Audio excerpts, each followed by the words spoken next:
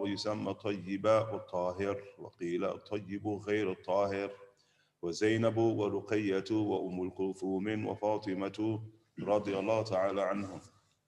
مات البنون قبل الإسلام أطفالا، والبنات أدركن الإسلام وأسلمن، وكلهم من خديجة رضي الله تعالى عنها.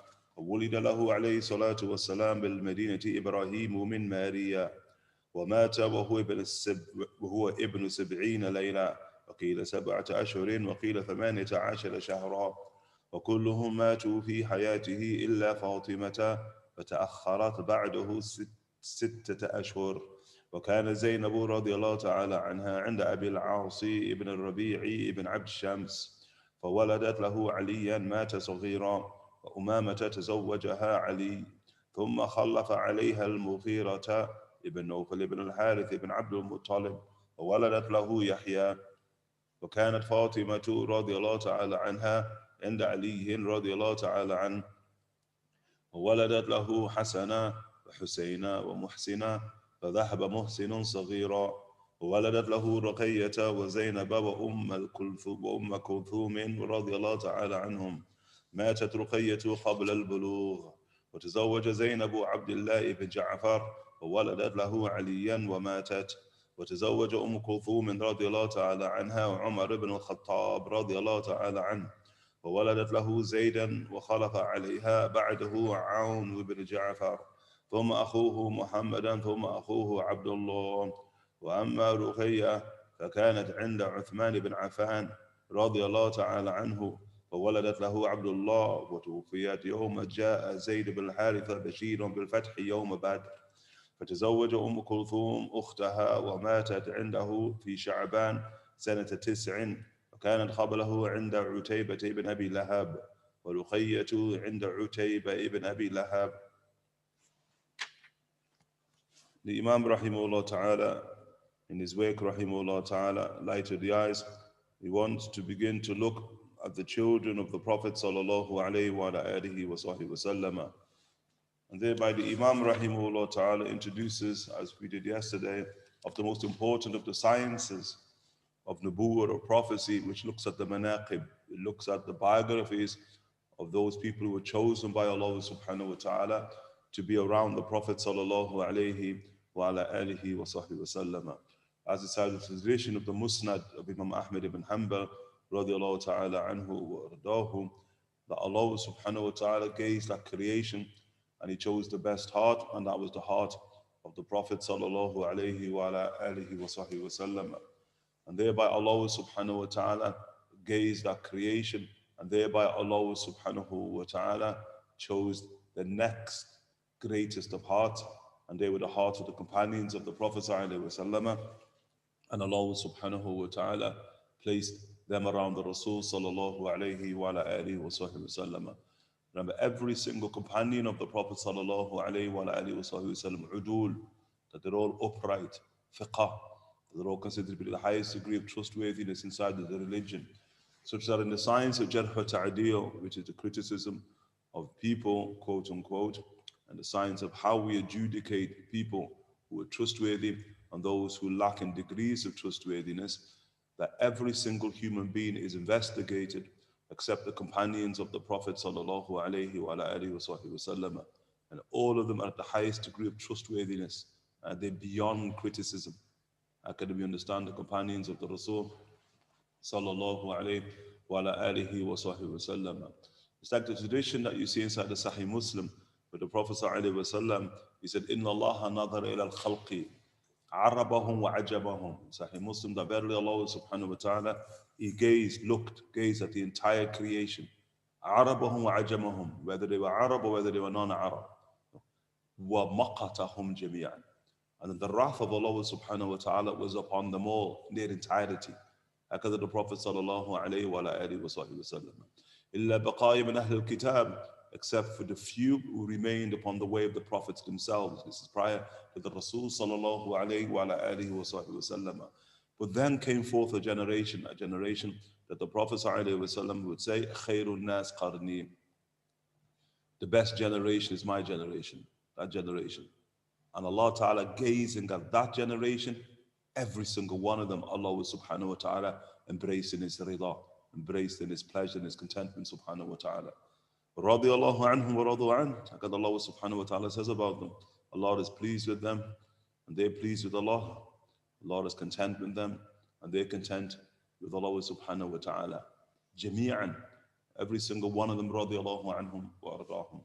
وَلَهُمْ دَرَجَاتٍ عِنْدَ رَبِّهِمْ. And each and every single one who have different degrees with Allah subhanahu wa ta'ala. All of varying degrees, rahimahullah ta'ala, that great companions of the Rasul sallallahu alayhi wa sallam. And no doubt from the elite of the companions of the Rasul sallallahu alayhi wa sallam are the very family of the Rasul sallallahu alayhi wa sallam. And by family, we mean those who have his blood sallallahu alayhi wa alihi wa sallam. Imam al-Nawawi rahimahullah ta'ala, he says that the family of the Prophet sallallahu alayhi wa alihi wa sallam are of three types. He says radiallahu anhu warda. And it depends in which context we're speaking about the family of the Prophet sallallahu alaihi wasallam. There are those, when we speak about the family of the Prophet sallallahu alaihi wasallam, we speak about them in the context of law. There are those, when we speak about the family of the Rasul sallallahu alaihi wasallam, we speak about them in the context of praise. And then there are those, when we speak about the family of the Prophet sallallahu alaihi wasallam, we speak about them in the context of dua. And Nawawi rahimahullah ta'ala, he says when we speak about the family of the Rasul sallallahu alaihi wasallam in the context of law, then this means blood, the blood of the Prophet sallallahu alaihi wasallam.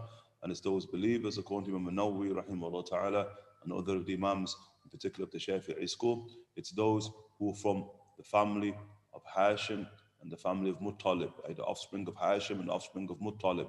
Although most of the other fuqaha are going to limit it to the family of Hashim and of the families of Hashim, as in the case of the school of Abu Hanifa rahimahullah ta'ala. But what you'll find that they're looking for the blood of the Rasul sallallahu alaihi wasallam.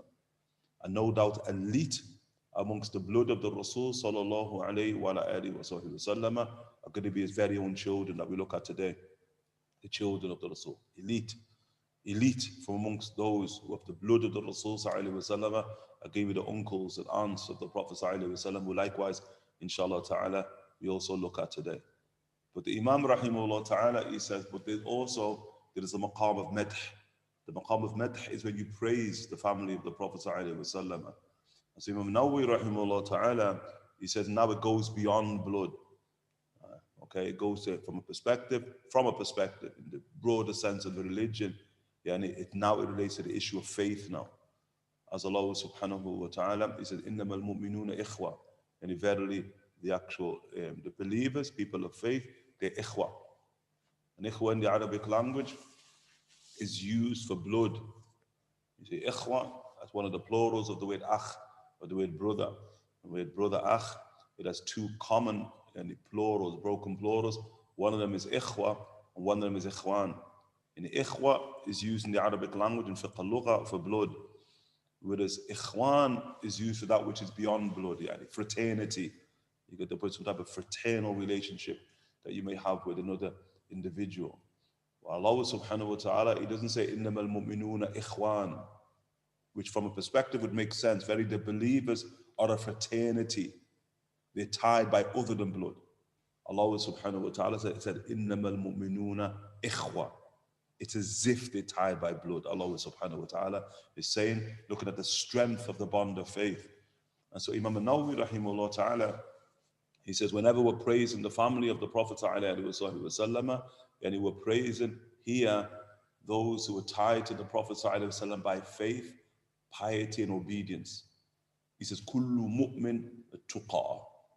He said, every believer who's characterized by consciousness of Allah subhanahu wa ta'ala, that they found in the obedience of Allah Jalla Jalaluhu wa ta'ala, they're from the family of the Rasul sallallahu alayhi wa alihi wa sallam. And then again, they're great salaf. In that regard, is Sayyiduhum Salman al-Farisi. As the Prophet sallallahu alayhi wa sallam, he said, Salman minna Ahlul Bayt. Salman is one of us Ahlul Bayt. Salman, clearly not from the blood of the Rasul sallallahu alayhi wa sallam, not even Arab, Sayyidina Salman. Sayyidina Salman, Persian, Ajam. No doubt from the Tuqa, no doubt from the Mu'mineen, radiyallahu anhu warda. And Sayyidina Salman clearly has inheritors. And the Imams For spirituality, they call it Rutbata Salmaniyah. Those who reach the degree, the Rutbah, the station of Sayyidina Salman, rahimahullah ta'ala, in that they clearly consider from the family of the Prophet sallallahu alaihi wasallam, although they be bereft of the blood of the Rasul sallallahu alaihi wasallam. The ingredient here, Muhabbat al-Rasul sallallahu alaihi wasallam. The ingredient is love of the Rasul sallallahu alaihi wasallam. The ingredient here, as the Prophet sallallahu alaihi wasallam, he said, Raqibu Muhammadan fi ahli baytih. Raqibu, be vigilant over the Rasul sallallahu alaihi wasallam in his family. And by his family now, Rasul is referring to his blood, sallallahu alaihi wasallam, the maqam of the law, his family. And those who seek the Prophet sallallahu alaihi wasallam through the blood relatives of the Rasul sallallahu alayhi wa alihi wa sallam, those who the Prophet sallallahu alayhi wa sallam referred to when he said, Taraktu fikum shay'ain, I've left amongst you two things. If you hold on to both of them, لَن تَدِلُّوا أَبَدًا, you can never ever go astray. In a riwayah of Rasul sallallahu alayhi wa sallam, he says, Kitabullah wa sunnati, the book of Allah and the Sunnah. And in the second riwayah of the Prophet ﷺ, he says, Kitabullah wa itrati ahl al-bayt, the book of Allah and my family, the people of the household of the Prophet ﷺ. Najma', that we reconcile between the two traditions is that Allah subhanahu wa ta'ala has placed the secret of the Quran and the secret of the Sunnah inside of the family of the Prophet sallallahu alayhi wa alihi wa sallam. As the Prophet sallallahu alayhi wa alihi wa sallam said, that the Quran and my family lam yaftariqa, they can never depart. The Quran and my family can never depart hatta yarida alayya al-hawd, until next world, until both of them come unto me at the life pool, the supreme life pool, the supreme basin of the Prophet sallallahu alaihi wasallam inside of the next world. That's why when Sayyidina Ali bin Abi Talib, Imam of Ahl al-Bayt, the family of the Rasul, Sayyidina Ali karamallahu wajhu, when he was asked that did the Prophet sallallahu alaihi wasallam single the family blood, the blood of the Rasul out for anything in particular, for any knowledge in particular? Did he single them out? And Sayyidina Ali bin Abi Talib, la. He says no, illa, except. And that la illa in the Arabic language is called hasar. It's called hasar there. Okay? Like this now, they are being the knowledge which the Sayyidina Ali bin Abi Talib rahimahullah goes on to say, illa shay'an min fahm al-Quran, except an element of understanding of the book of Allah subhanahu wa ta'ala. Okay? And here that la illa in the Arabic language means it's only them who singled out for it. That knowledge of the book of Allah subhanahu wa ta'ala is limited and constricted to them in them. Radiyallahu ta'ala anhum wa radahum. And when you speak about knowledge of the book of Allah subhanahu wa ta'ala, okay, and this is the inner secrets of Allah subhanahu wa ta'ala's book, remember that is Kitabullah wa Sunnati Rasulillah sallallahu alayhi wa sallam. Because the Rasul sallallahu alayhi wa sallam, huwa al-Quran yamshi bayna an-nas, and he is the book that walks amongst people, the Quran that walks amongst people, sallallahu alayhi wa sallam. And the family of the Rasul sallallahu alayhi wa sallam, the blood of the Rasul sallallahu alayhi wa sallam, they have an elite, particular, peculiar, authoritative understanding of the Quran as well as of the Nabi sallallahu alayhi wa alihi wa sallam, their grandfather sallallahu alayhi wa sallam. And by virtue of connection to the blood of the Rasul sallallahu alayhi wa sallam, we know the tuqa min al-mu'mineen. We know the people of higher consciousness from amongst the faithful, the believers of the ummah of the Rasul sallallahu alayhi wa alihi wa sallam. It really is the only way they can be defined. There's no other way to define them. People say, when men hum tuqa, and who are the people of taqwa? Is it quote unquote just the people of ilm? Clearly not. Is it the people ya'amiluna bi'ilmihim? Is it those who quote unquote act in accordance with their knowledge? No, it's clearly not limited to them. Not often. The secret is now the people of knowledge, the people of implementation of that knowledge and sincerity, who seek Muhammad sallallahu alayhi wa alihi wa sallam and are vigilant of Muhammad sallallahu alayhi wa alihi wa sallam fi ahli baytih, inside of his family sallallahu alayhi wa alihi wa sallam. Ahibbullahu lima yaqdukum bihi min ni'amihi.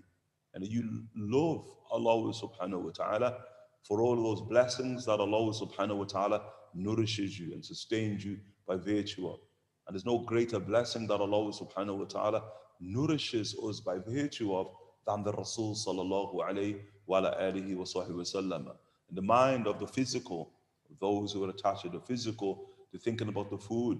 The food that Allah ta'ala places on their plate is the reason they love Allah subhanahu wa ta'ala. Or the drink that they drink is the reason that they love Allah subhanahu wa ta'ala. Or the clothes that they wear, the blessings of clothes, mashallah ta'ala, yuqiqum, that will protect you inside of the har and the bar, inside of the hot days and the cold days. That's the reason we love Allah subhanahu wa ta'ala. But people who are truly conscious, they don't look at the physical, okay? They go into the metaphysical, they go into the spiritual, and they see there's no greater sustenance, nourishment, qutul qulub, that Allah subhanahu wa ta'ala has given. One, more than the Muhammad sallallahu alayhi wa sallam, more than the Prophet himself sallallahu alayhi wa sallam, and the Rasul, the gift, the blessing, the favor of the Rasul sallallahu alayhi wa sallam. لَقَدْ مَنَّ اللَّهُ عَلَى الْمُؤْمِنِينَ إِذْ بَعَثَ فِيهِمْ رَسُولَهُ. Allah ta'ala has blessed and has favored the believers since he sent amongst them a messenger. That messenger, sallallahu alayhi wa sallam, it is that blessing that is the primary reason that they have this profuse and overflowing love of Allah subhanahu wa ta'ala. But hibbuni li hubbillah. The Rasul sallallahu alayhi wa sallam continues, now love me for your love of Allah subhanahu wa ta'ala. Shuf hakada. This is the point of this secularity of love. I mean, the true reciprocity of love. We love Allah subhanahu wa ta'ala due to the gift that he gave us, the Rasul sallallahu alayhi wa sallam.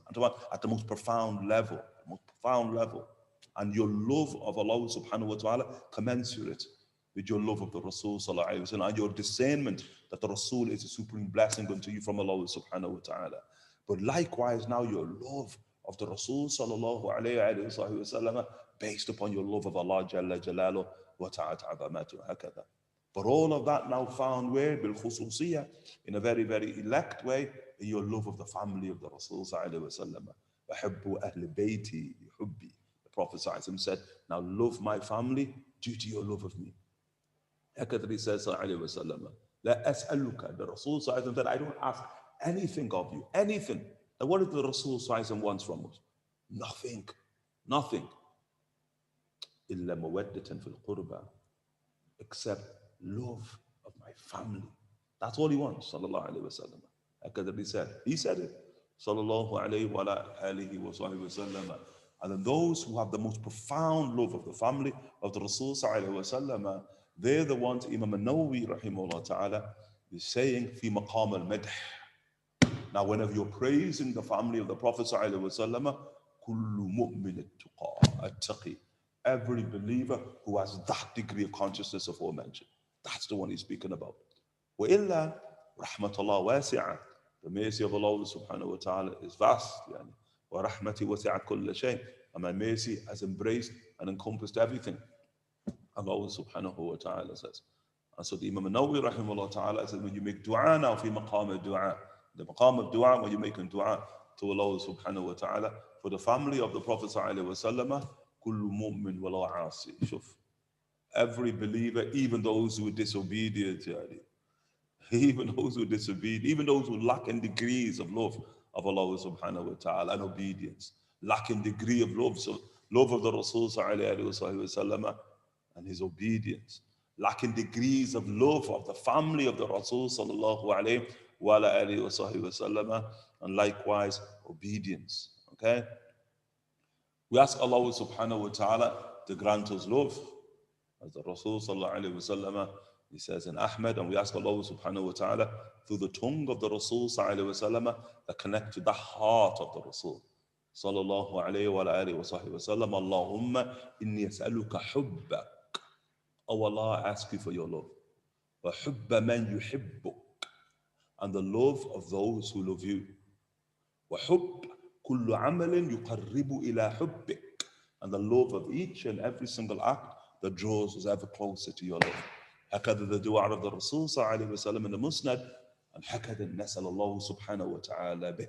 And likewise we ask Allah subhanahu wa ta'ala for it by virtue of him sallallahu alayhi wa sallam, through him and with him sallallahu alayhi wa sallam. We look at the children of the Rasul sallallahu alayhi wa alihi wa sallam, the children. Okay? The Imam rahimahullah ta'ala, Imam Ibn Sayyid Anas rahimahullah ta'ala, is going to first and foremost mention the children of the Prophet sallallahu alayhi wa sallam to Sayyidina Khadijah, Al-Qasim, from whom the Messenger of God sallallahu alayhi wa sallam takes his kunya, Abdullah, otherwise known as a Tayyib, Tahir, or as is mentioned, just a Tayyib and not a Tahir. Zaynab, Ruqayya, Kulthum, and Fatimah, radiallahu ta'ala anhum. All of his sons died in infancy prior to Islam. However, all of his daughters sallallahu alaihi wasallam lived until the age of Islam and became Muslim, with all of them being born of Khadijah radiallahu ta'ala anha. In Medina, the Messenger of God sallallahu alaihi wasallam had a son, Ibrahim, with Maria. He died when he was 70 nights old, radiallahu ta'ala anhu, although it was said that he was 7 months old, and others hold that he was 18 months old, radiallahu ta'ala anhu. All of his children, sallallahu alayhi wa sallam, had died during his lifetime, with the notable exception of Fatimah, radiallahu ta'ala anha, who died 6 months after him, sallallahu alayhi wa ala alihi wa sahbihi wa sallam. Zaynab, radiallahu ta'ala anha, was married to Abu al-As ibn Rabī' ibn Abd Shams. She bore him a son, Ali, who died in infancy, and a daughter, Umama, who Ali ibn Abi Talib married.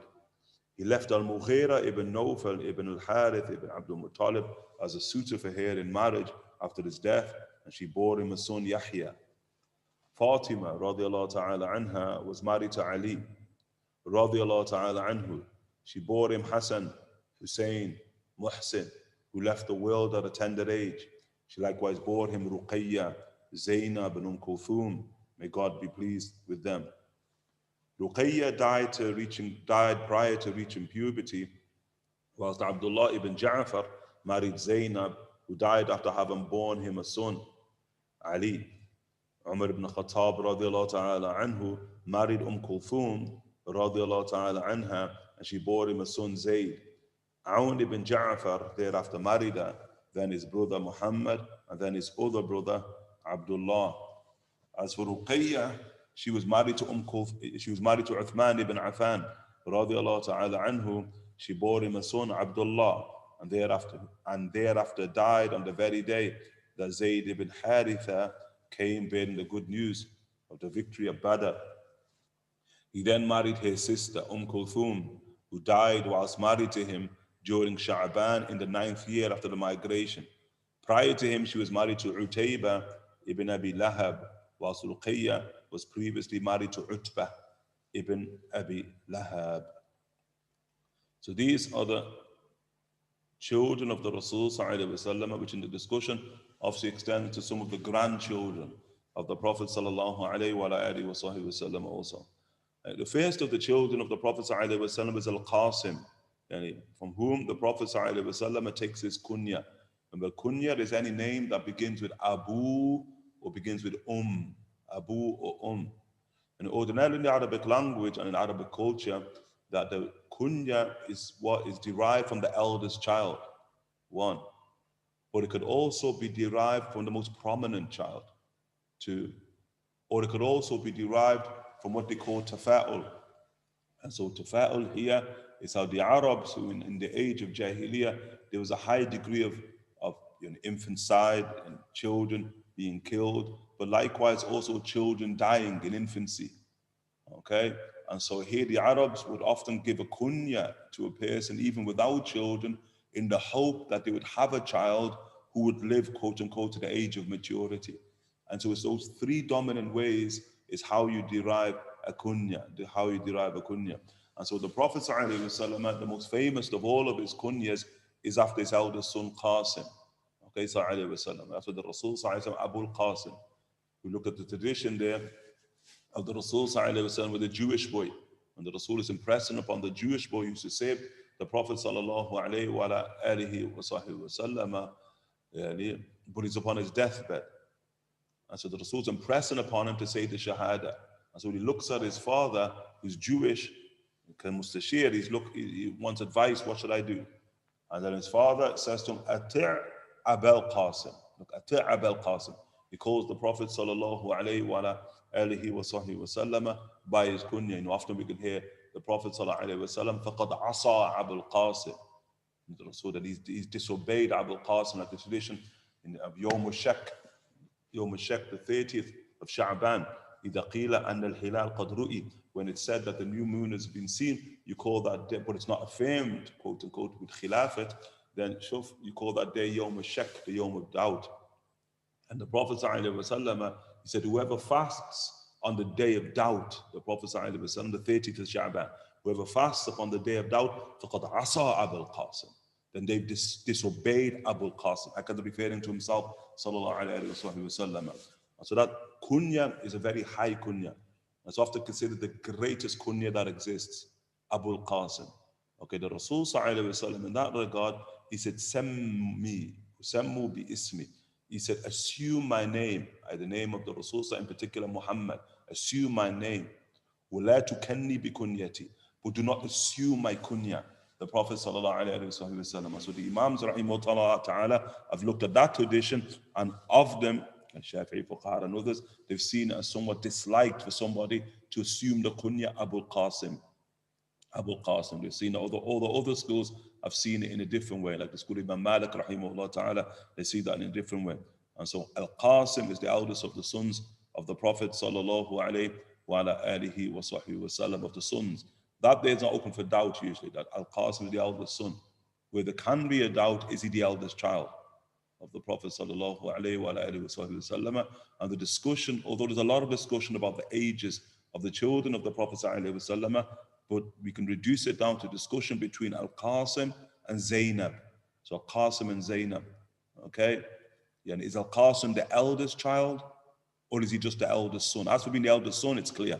But is he older than Zaynab? That's usually the question the Imams rahimahullah ta'ala want to ask, radiallahu ta'ala anhu wa radah.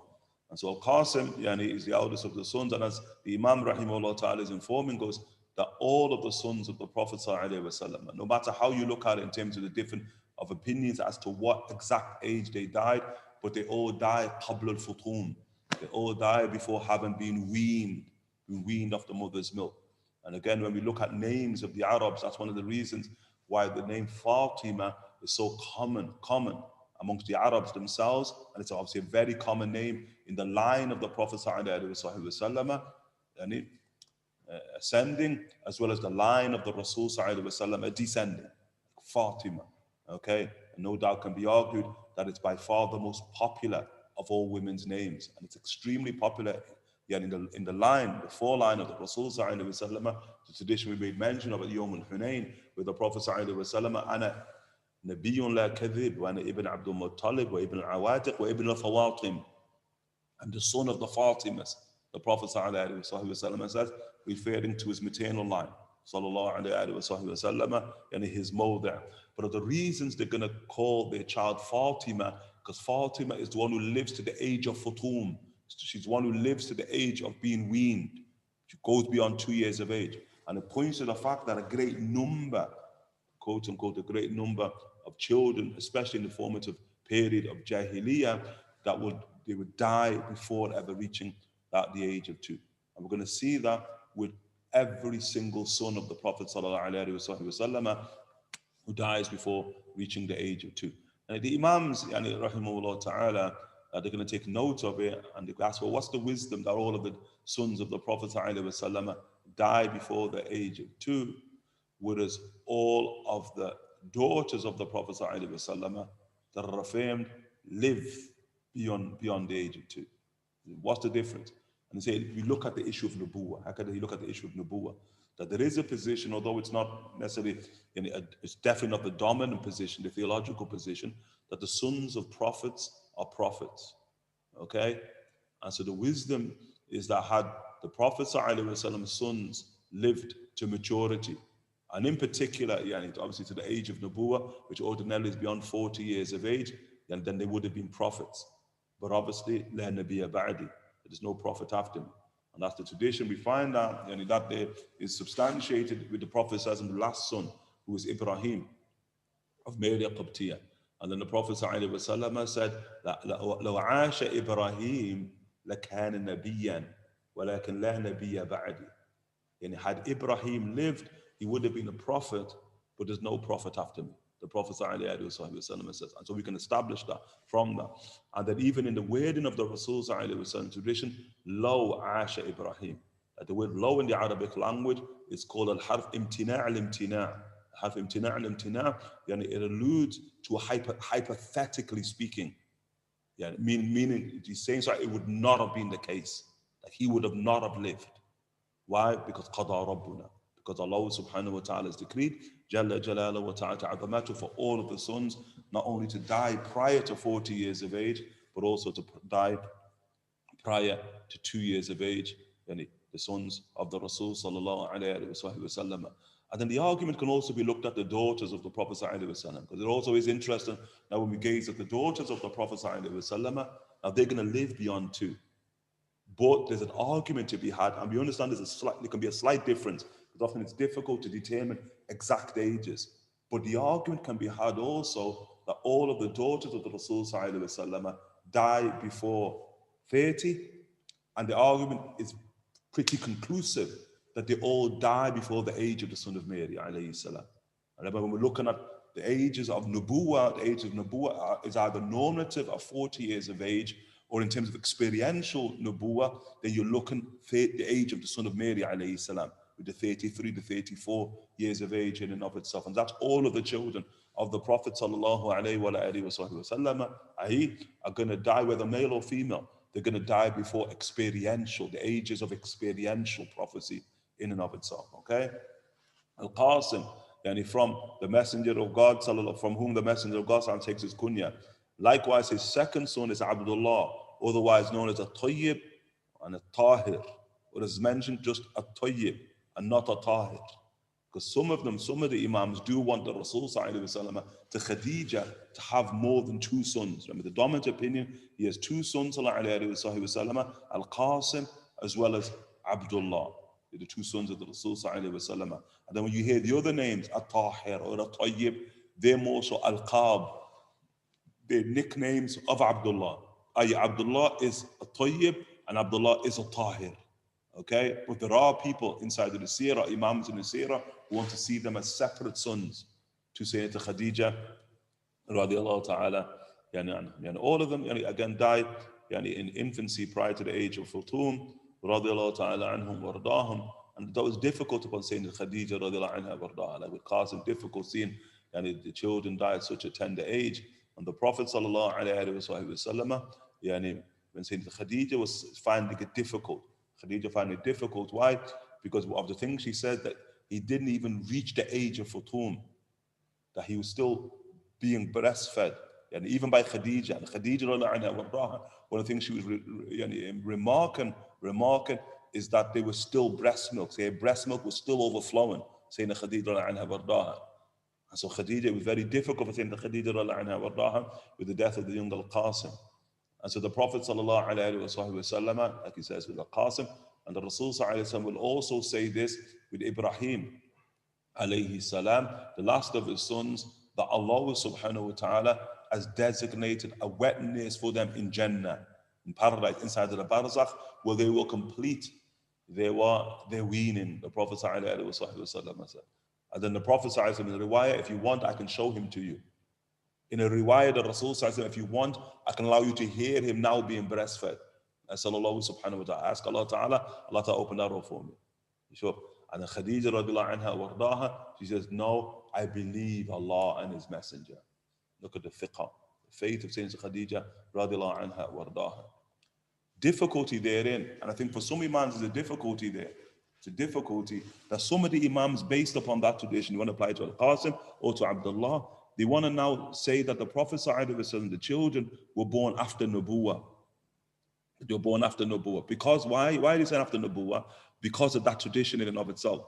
Because the Rasul now is speaking about petitioning Allah Ta'ala, the veil being removed, so that Khadijah now could access the world of the unseen. You got the point? But it is going to be ba'id, difficult to say they were born after Nubuwah. Really difficult to say that that the sons were born after Nabuwwah in and of itself. In particular, Qasim, especially if we speak about Qasim being the eldest of the children, and there's nobody who's saying nobody is saying the daughters of the Prophet ﷺ are born after Nabuwwah. Everyone got the point? But again, we do sort of make mention of that there is a lot of sort of talk around the age of the children of the Prophet ﷺ, birth, when they were born, the daughters, then the sons and the daughters of the Rasul ﷺ, and who's the eldest and who's the youngest. It's not as crystal clear as maybe one would want or one would expect from a perspective. Okay, these are the two sons of the Rasul ﷺ. Then the daughters of the Prophet ﷺ, Zaynab, Ruqayya, Kulthum, and Fatimah. Okay, and that's usually the order they want. And the way Ibn Sayyid the Nas is brought it, Zaynab being the eldest of the daughters, Ruqayya being the second eldest of the daughters, Kulthum being the third eldest of the daughters, and Sayyidina Fatimah radiallahu anha wardaha being the youngest of the daughters in and of themselves. Okay, youngest of the daughters. Remember, there is difference of opinion. There's a strong difference of opinion. Is Kulthum younger than Fatima? That is a difference of opinion. So it's actually Kulthum, the youngest of all the daughters. That's there. Then there's even opinions, is Fatima even the oldest of all the daughters? The oldest of all the daughters. But هكذا يعني رضي الله عنه وارضاه. يعني هكذا, like when we mentioned yesterday, and age is but a number. That's important. Age is but a number. And often they're not taken account to as the age. Look, the Prophet ﷺ, when the Prophet passed away, how old was the Rasul ﷺ? Was the Rasul ﷺ 60 years of age? Hadith in Bukhari and Muslim, he was 60. Hadith Anas. Was the Prophet ﷺ 63 years of age, which is a dominant hadith in Bukhari? Was the Rasul ﷺ 65 years of age? You know, the most simplest way to understand that is age is but a number. Like nobody, quote unquote, keeping quote exact ties of age. And you see that to this day. Now, beloved there, Taha, will tell you about the Yemen, isn't it? If you ask, like, ask the Taha. And once, mashallah ta'ala, we sat, I think it was like 2 hours or 3 hours after the Monday class, we were trying to figure out Taha's age. He was trying to figure out his own age. Like 2-3 hours trying to figure out his age. Him trying to figure out his age. But that, for the faqih, there's a type of beauty in that. It's like that. People like for us, it's, you know, my birthday today, my birthday. You get the point, 2 years, 3 years, 5 years, 10 years, 15 years. The cultures who pay no real attention to that, yeah, are often no attention whatsoever. And so that we can understand likewise in the age of the Rasul sallallahu alaihi wasallam. The once the Prophet sallallahu alaihi wasallam enters into the house of Sayyidina Fatimah Zahra alayhi salam, and Sayyidina Fatimah radiallahu anha wardaha and Sayyidina Ali karamallahu wajhu, husband and wife, they haven't, mashallah ta'ala, a beautiful argument. And what the argument was over, Allah ta'ala alam, but they're arguing. Sayyidina Fatimah and Sayyidina Ali radiallahu anhu wardaha, which shows you, mashallah ta'ala, the beauty of the union of the gender union in and of itself. Because sometimes we're going to paint this sort of utopian picture of quote unquote gender relations. Not that yet. Remember, the wives of the Rasul can impose themselves upon the Rasul. That can happen, yani. And the Rasul can withdraw himself from all of his wives. Sallallahu alayhi wa sallam. You know, Sayyidina Abu Bakr as-Siddiq can take Sayyidina Aisha to task for how she approaches the Rasul. And Abu Bakr can take, in the famous riwayat of the Ifk, can say inside the Sahih Bukhari, yani, when the prophets, when the reverses are revealed about Sayyidina Aisha radiallahu anha wa radaha, that declare her purity and her innocence and what have you. Sayyidina Abu Bakr, who is present with Roman, his wife, the mother of Sayyidina Aisha radiallahu anha wa radaha, Abu Bakr says, Ushkur Rasulullah. Show gratitude now to the Messenger of God. Show gratitude to the Messenger of God. As I say, Aisha radiallahu anha wardaha, la ashkur illa Allah. I only show gratitude to Allah Ta'ala. Abu Bakr running after his daughter. Imagine the scene, the Rasul's there, the mother's there. Abu Bakr running after saying Aisha dashing around the room. And the beauty of it, obviously in his situation with the Prophet ﷺ, what she eventually does, which is such a beautiful moment, she hides behind the Rasul. She starts using the Rasul as a shield against her own father, Abu Bakr as-Siddiq, radiallahu anhu warda. In the beginning, yani quote unquote, you're imposing yourself upon the Rasul sallallahu and the next you're behind the Rasul, using the Rasul as a cover from your own blessed father radiallahu anha warda. How can it be? We could also find the same with Sayyidina Umar radiallahu anhu warda with Hafsa. And Sayyidina Umar would take Hafsa to touch you, but be careful, yani, how you are with the Rasul sallallahu alayhi wa alihi wa sallam. وهكذا يعني. And then likewise you see with Sayyidina Fatimah and Sayyidina Ali. Upshot, there's something going on. And the Rasul sallallahu alayhi wa sallam enters. As Sayyidina Fatimah are now imposing herself on Sayyidina Ali ibn Abi Talib. When Sayyidina Ali ain't going to listen to her, what does she say? Look, listen to me. I'm older than you. Like, I'm older than you. I am older than you. Listen to me. So she refers back now to seniority of age over Sayyidina Ali ibn Abi Talib. And then the Rasul hears that, and he says, no, you ain't. No, you ain't. You're not older than Sayyidina Ali. But the beauty when you get at that, like, how is it that Sayyidina Fatimah in her mind that she's older than Sayyidina Ali ibn Abi Talib? This is seniority of age. And the reality of it, the Rasul is telling her, like, no, you ain't. You're not older. But then, Shuf, and I'm just trying to say tradition, how old is Sayyidina Ali and how old is Sayyidina Fatimah? Remember, there are traditions that Sayyidina Ali ibn Abi Talib, when he embraces Islam, that he's 4 years of age. He's 4. That puts Sayyidina Ali ibn Abi Talib born in the 36th year of Nubuwwah. And dominant opinion about Sayyidina Fatimah that she's born in the 35th year of Nubuwwah. So you could actually quote to quote, and you could, and obviously you're not going to, because once the Rasul speaks, it's definitive, isn't it? Except you want to find time for Sanad. If you want to say, look, the Sanad's not strong, so we're going to dismiss that tradition in and of itself. So Sayyidina Fatima could actually be older than Sayyidina Ali ibn Abi Talib. And if we look into the traditions in and of itself. All the fiqh wants to stress here is that the issue of age now is not as clear when we look at the actual daughters and the offspring of the Prophet sallallahu alaihi wasallam. But this now quote what more so convenient for us. Okay, more so convenient here, this, that if you want to look at what's the most convenient of them, that Qasim is the oldest.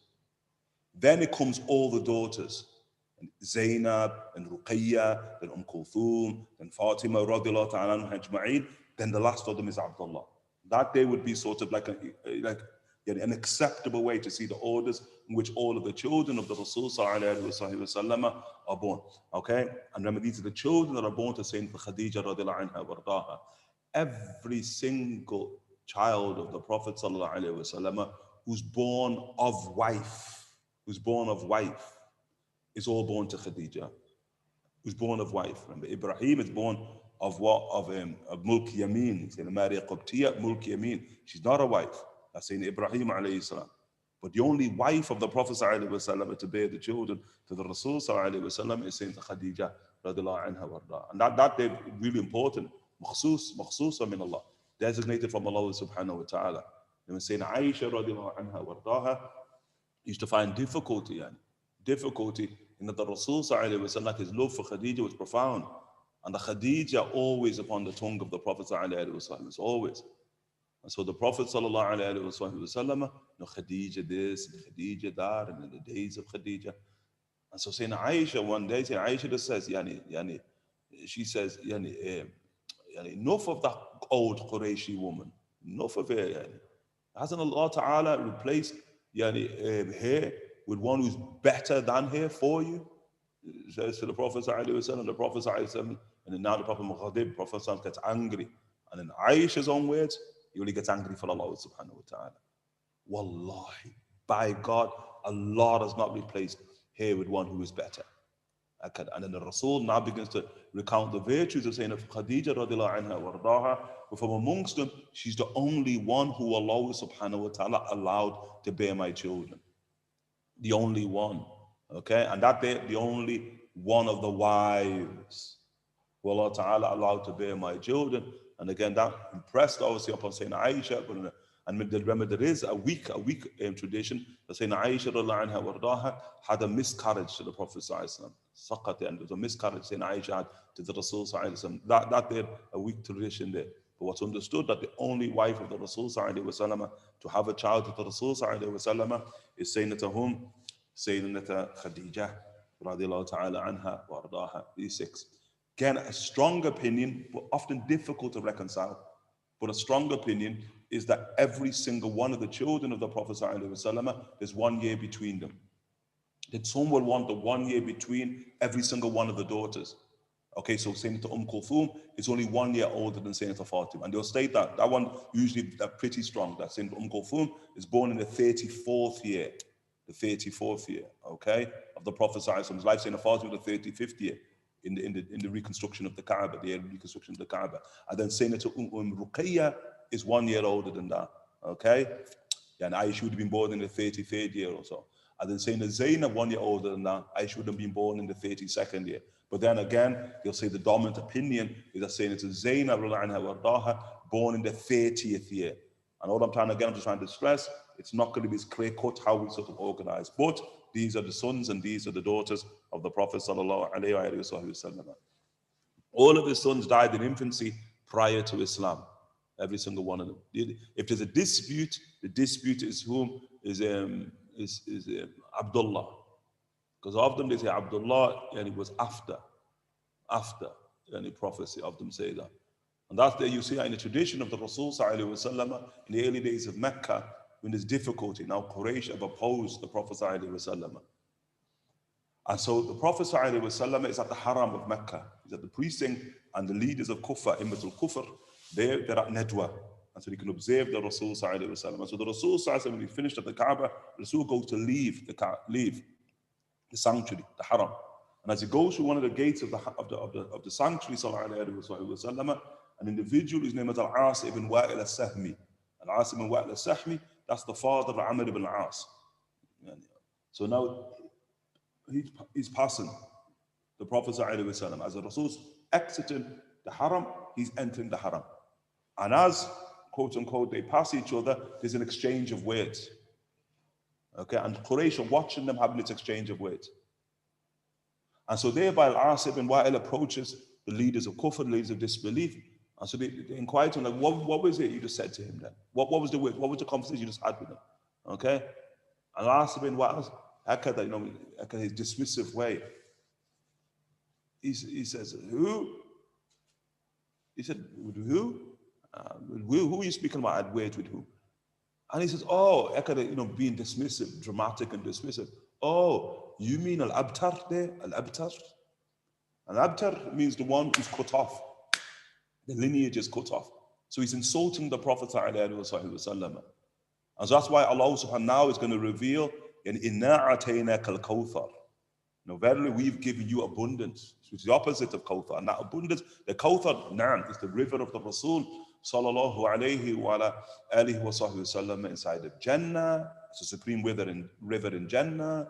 It's the river of Jannah that irrigates the hold of the Prophet sallallahu alayhi wa alihi wa sallam on the dominant opinion, which is beyond Jannah. But the Kawthar, likewise, it refers to the progeny of the Rasul.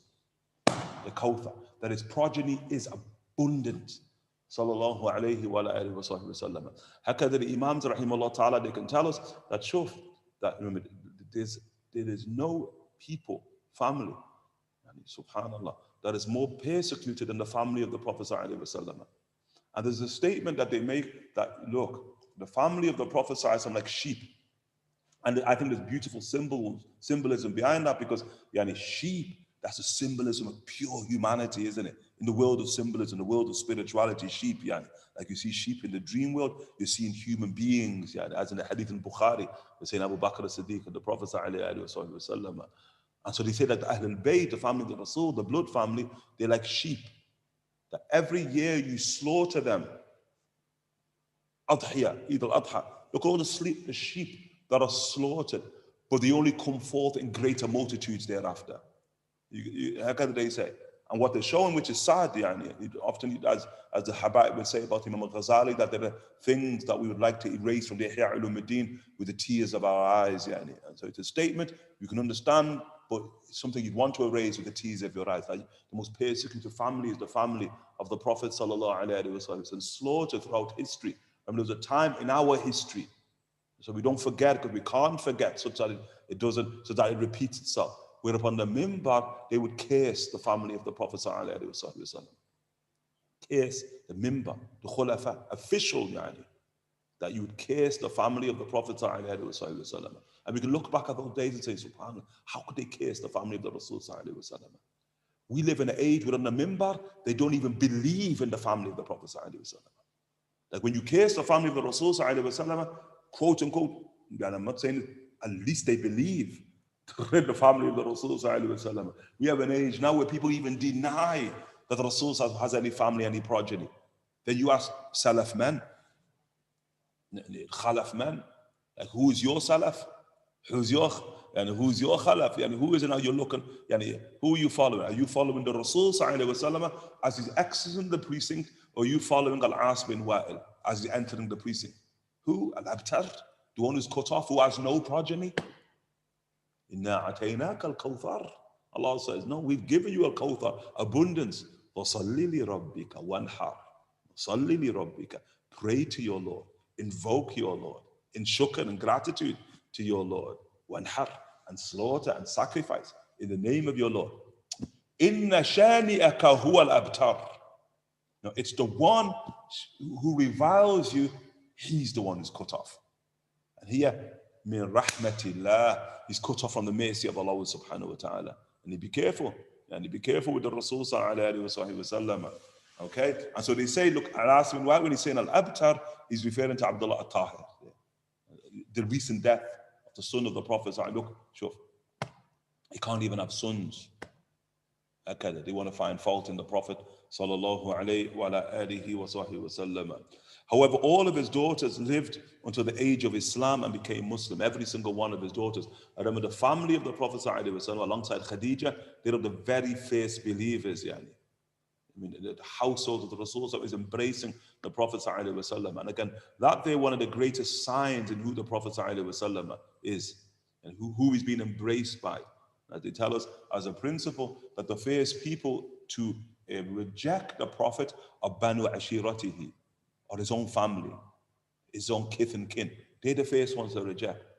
Whereas in the Rasul sallallahu alaihi wasallam, they're the first to accept his own family sallallahu alaihi wasallam. So alongside the Khadijah, the daughters are all embracing the Prophet sallallahu alaihi wasallam. And remember, and it's important to remember, when they're embracing the Prophet sallallahu alaihi wasallam, they're all tender of age. Again, the dominant opinion is in Zaynab is the eldest, and she's 10 years of age. She's 10 maximum. Zaynab radiallahu anha wardaha, she could be 8 years of age when she's embracing all of them beneath that. And I think that's important because the books explicitly make mention of that, but then obviously that becomes an issue, and maybe from a perspective as to whether a child can truly convert. That it is conversion to Islam an adult an affair, or can it be something that's done inside of childhood? And that's why you have the discussion of Sayyidina Ali bin Abi Talib, or the discussion of the likes of Sayyidina Zubayr ibn Awam, and others radiallahu ta'ala anhuma. But the discussion also is with the daughters of the Rasul, who they explicitly say they're of the first believers. But the faqih is saying, despite tenderness of age, radiallahu ta'ala anhunna. Okay, however, all of his daughters lived until the age of Islam and became Muslim, with all of them being born of Khadijah, radiallahu ta'ala anha wa ardaha. In Medina, the Messenger of God sallallahu had a son, and that's Sayyidina Ibrahim. That's the last of the actual sons of the Prophet sallallahu alaihi wasallam, and the last of his children. Okay, people have he was born in the 8th year, some have in the 9th year. So I was after Hijrah, radiallahu ta'ala anhu wa ardahu. He died when he was 70 nights old, although it was said that he was 7 months old. Others hold that he was 18 months old. And that's usually the stronger opinion they want, that he was 18 months when he passed away, Sayyidina Ibrahim, alayhi salam, okay? Sayyidina Ibrahim, alayhi, the son of the Prophet sallallahu alaihi wasallam. And again, now to Maria Qubtiyah, as we'll speak about, maybe in brief later, again, we're just trying to go through the biographies, but Maria Qubtiyah, who's Coptic, and from Egypt, and Coptic from Egypt, and she was sent by the Muqawqis, who was like the head of the Copts, and he was quote unquote the provincial governor of Rome, and inside of Egypt, from amongst the Copts. And he's one of those that we'll see in the 6th year when the Rasul sallallahu alaihi wasallam, he sends Sayyidina Hatim Abi Balti'a with a letter inviting the Muqawqis to Islam.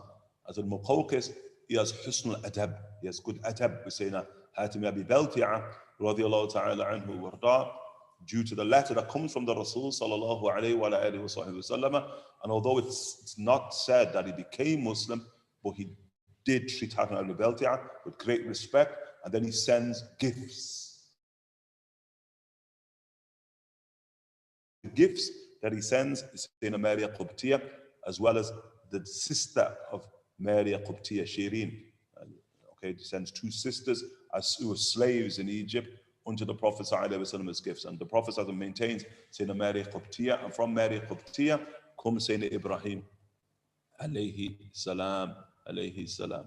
And the Prophet ﷺ, and he happy, sallallahu alayhi wa sallam. That was the day the Prophet ﷺ was happy, when the Rasul sallallahu alayhi wa alihi wa sallam, and he received the news of the birth of Sayyidina Ibrahim alayhi salam. And one of the freed slaves of the Prophet sallallahu alayhi wa sallam, her name is Salma. As that's Salma, very, very special woman, very special woman. Salma, freed slave of the Prophet sallallahu alayhi wa sallam. It's Salma, she is the one who delivers every child of Khadijah.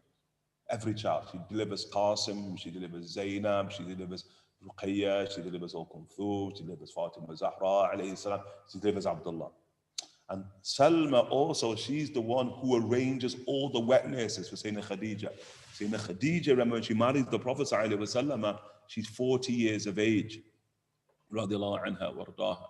And at 40 years of age, remember the issue of menopause is going to be an issue. Menopause, where she can no longer have children. So Sayyidina Khadijah radiallahu anha wardaha, she wants as many children from the Prophet ﷺ as possible. Okay? And so that's why Sayyidina Khadijah would always arrange the issue of wet nurses and looking after the children and what have you, prior to them being born. Because she's having children year after year after year after year after year with the Prophet sallallahu alayhi wa alihi wa sallam. But it's that same Salma radiallahu anha wardaha, who mashallah delivers all of the children of the Prophet sallallahu alayhi wa sallam, including Fatimah Zahra. Then that same Salma radiallahu anha wardaha delivers all the children of Fatimah Zahra. So now you see the generationally now. Like every child of Sayyidina Fatimah Zahra would have the 6 children. And Sayyidina Hassan, Sayyidina Hussein, Sayyidina Muhsin, Sayyidina Ruqayya, Zaynab Kulthum, Sayyidina Zaynab, all of them, mashallah, tabarakallah, are of Salma. Like it mentioned, Sayyidina Salma radiallahu anha wardaha, it's mentioned that she also assists Sayyidina Asma bint Umays in the washing, the shrouding of Fatima. And very, very close and beloved to the Prophet sallallahu alaihi wasallam. At Khaybar, she's alongside the Prophet sallallahu alaihi wasallam. She goes to war with the Prophet sallallahu alaihi wasallam. It's into Salma radiallahu ta'ala anha wa radaha, mashallah ta'ala, and aqila, sadiqa, mukhlisa, lillahi wa li rasulihi sallallahu alaihi wasallam. You know, once Sayyidina Salma, she's married, her husband, his name is Abu Rafi', again one of the great mawali of the Prophet sallallahu alaihi wasallam, a free slave of the Rasul. So once she comes to the Prophet sallallahu alaihi wasallam, and she's telling the Rasul sallallahu alaihi wasallam that Abu Rafi' hits me. He's violent with me. So the Prophet sallallahu alaihi wasallam summons Abu Rafi', and he's like, what's your business harming her? What's your business hitting her? And he says, Ya Rasulullah, she harms me, man. She harms me. Like she's harmful to me. So he's given his defense to the Prophet sallallahu alaihi wasallam. And then the Prophet now turns to Salma and says, and Rafi', they're like, you harming him? She goes, Ya Rasulullah, I don't harm him at all. I don't harm him at all. She said, Ya Rasulullah, he was praying. He's praying a salah. He's praying. Then in the midst of prayer, he breaks wind. But he carries on praying. And so I tell him, Abu Rafi', you break wind in salah, your salah over, yani. Your salah over, yani. Your salah over. You better go make wudu and start again. Because I said that, he starts jumping on me and starts hitting me there. So when she says that to the Prophet ﷺ, it shows you that it's light. Don't think it's domestic violence. It's nothing to do with domestic violence. When she says that to the Rasul, Abu Rafi starts trying to hit her again for saying that in front of the Prophet ﷺ. And so the Rasul himself breaks out into laughter. صلى الله عليه وسلم وضحك يعني وضحك وهكذا way with the Rasul صلى الله عليه وسلم سيدة سلمى رضي الله عنها وارضاها. Salma delivers Ibrahim. That's the reason I wanted to hear, that she delivers Sayyidina Ibrahim. Delivers. And when she delivers Sayyidina Ibrahim alayhi salam, she immediately goes to Abu Rafi', her husband there. And she tells Abu Rafi' that Ibrahim's the born of Maria. Abu Rafi' immediately goes to the Prophet ﷺ and informs the Rasul that Maria has had Ibrahim, had a son there. And the Rasul so happy, the Rasul ﷺ gifts him a gift. She said, Rasul, just the news he brings to the Prophet sallallahu alaihi wasallam, the Prophet gifts him, lavishes a present upon Abu Rafi' there, radiallahu ta'ala anhu warda, and said that the Rasul sallallahu alaihi wasallam thereby, mashallah ta'ala, named him that very night, Ibrahim. And then Gabriel descends unto the Prophet ﷺ and says, Assalamu alaikum wa rahmatullahi wa barakatuh, ya Aba Ibrahim. Gabriel now addresses the Rasul with the kunya of Abu Ibrahim. Jibreel alayhi salam.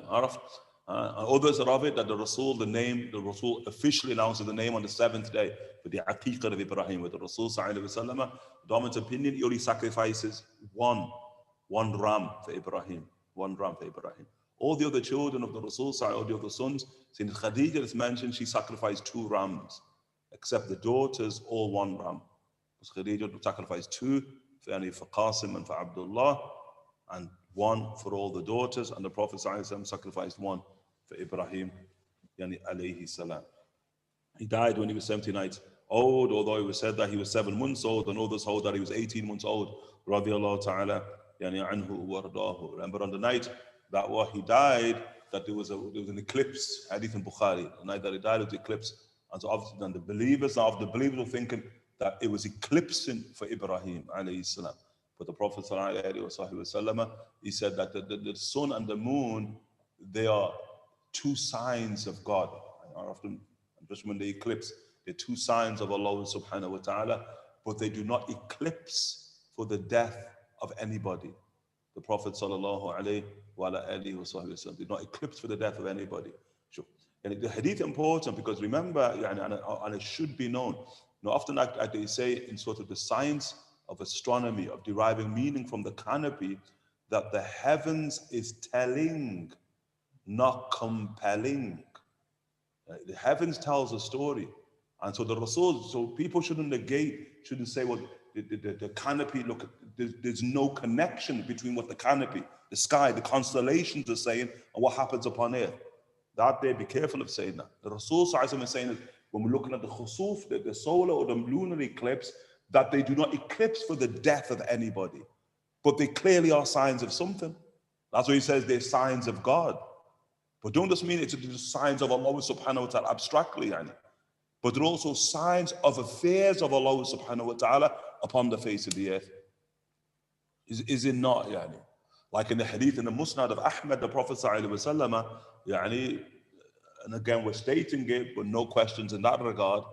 The Mahdi, the Rasul sallallahu alaihi wasallam, he spoke about sallallahu alaihi wasallam the lunar eclipse, hadith al-Musnad, the lunar eclipse in Ramadan. On the first night of Ramadan, there will be a lunar eclipse, and then there will be a solar eclipse in the midst of Ramadan, the 15th of Ramadan. Then the Mahdi will have dhuhur. The Mahdi will manifest thereafter. And so now, why is the Rasul speaking about 2 eclipses? You get the point? And then thereby them being the signs of now an affair that is about to happen upon the face of the earth. Great affair at the end of time. And so when we look at the tradition side of Sahih al-Bukhari, but they do not eclipse for the death of anybody. That's what the Rasul. So make sure we understand it. He's speaking of the death of somebody. Sallallahu alayhi wa sallam. And not ala al-itlaq. And not period. That they have no connection whatsoever. Eclipses with affairs that are happening upon the face of the earth. If that be the case, why does the Rasul yubadir ila salah? Why when there's an eclipse, does the Rasul yubadir? He moves swiftly to prayer, sallallahu alayhi wa sallam, and he remains in prayer for the entire duration of the eclipse. No matter how long that eclipse may be, he remains in prayer for the entire duration of the eclipse, sallallahu alayhi wa sallam. إِذَا هَمَّ بِأَمَرْ بَهْدَرِ إِلَى الصَّلَاةِ. As in tradition, whenever something, he was overtly concerned with something, sallallahu alayhi wa sallam, he'd move swiftly to prayer, sallallahu alayhi wa sallam, as in the tradition. All of his children died during his lifetime, with the notable exception of Sayyidina Fatimah, radiallahu anha, which no doubt this day tragic for the Rasul, sallallahu alayhi wa sallam, difficult. No doubt sad, and musallim li amrillah. The Rasul, of course, the Prophet sallallahu alayhi wa sallam, in complete submission to the fear of Allah subhanahu wa ta'ala, but difficult. Difficult for the Rasul sallallahu alayhi wa sallam. The death of his children, sallallahu alayhi wa sallam. And the last of his children to die, which it could be argued that that's difficult, really difficult. The Rasul sallallahu, that's what you see the Rasul sallallahu is saying to Kulthum, And the Prophet with the death of Kulthum, the Rasul visibly saw affected by the death of Kulthum. And she's the last of the children of the Prophet to die in his lifetime. Sayyidina Kulthum radiallahu anha wa ardaha. But likewise also the Prophet was saying to Ruqayya, the Rasul was saying to Ruqayya, the Rasul with the death of Sayyidina Ruqayya and Sayyidina Fatimah Zahra, and crying beside the grave of Sayyidina Ruqayya, and the Rasul the Rasul is like wiping the tears after Sayyidina Fatimah Zahra and the death of Sayyidina Ruqayya. So no doubt the death of the children of the Prophet great effect upon the Prophet's heart. And then although with the notable exception of Sayyidina Fatimah radiallahu anha wardaha, it's not like he didn't have knowledge of the death of Sayyidina Fatimah.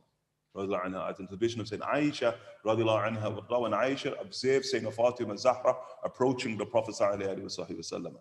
And then Aisha, she's taken aback by the grace of Sayyidina Fatimah Zahra, radiallahu anha, wardaha, where she says, "Mishyatuha la tukhti mishyat an-nabi." That the way she walked, this she said at this point in time, the way she walks is exactly the same way the Prophet walks. Sayyidina Fatimah Zahra, ashbah.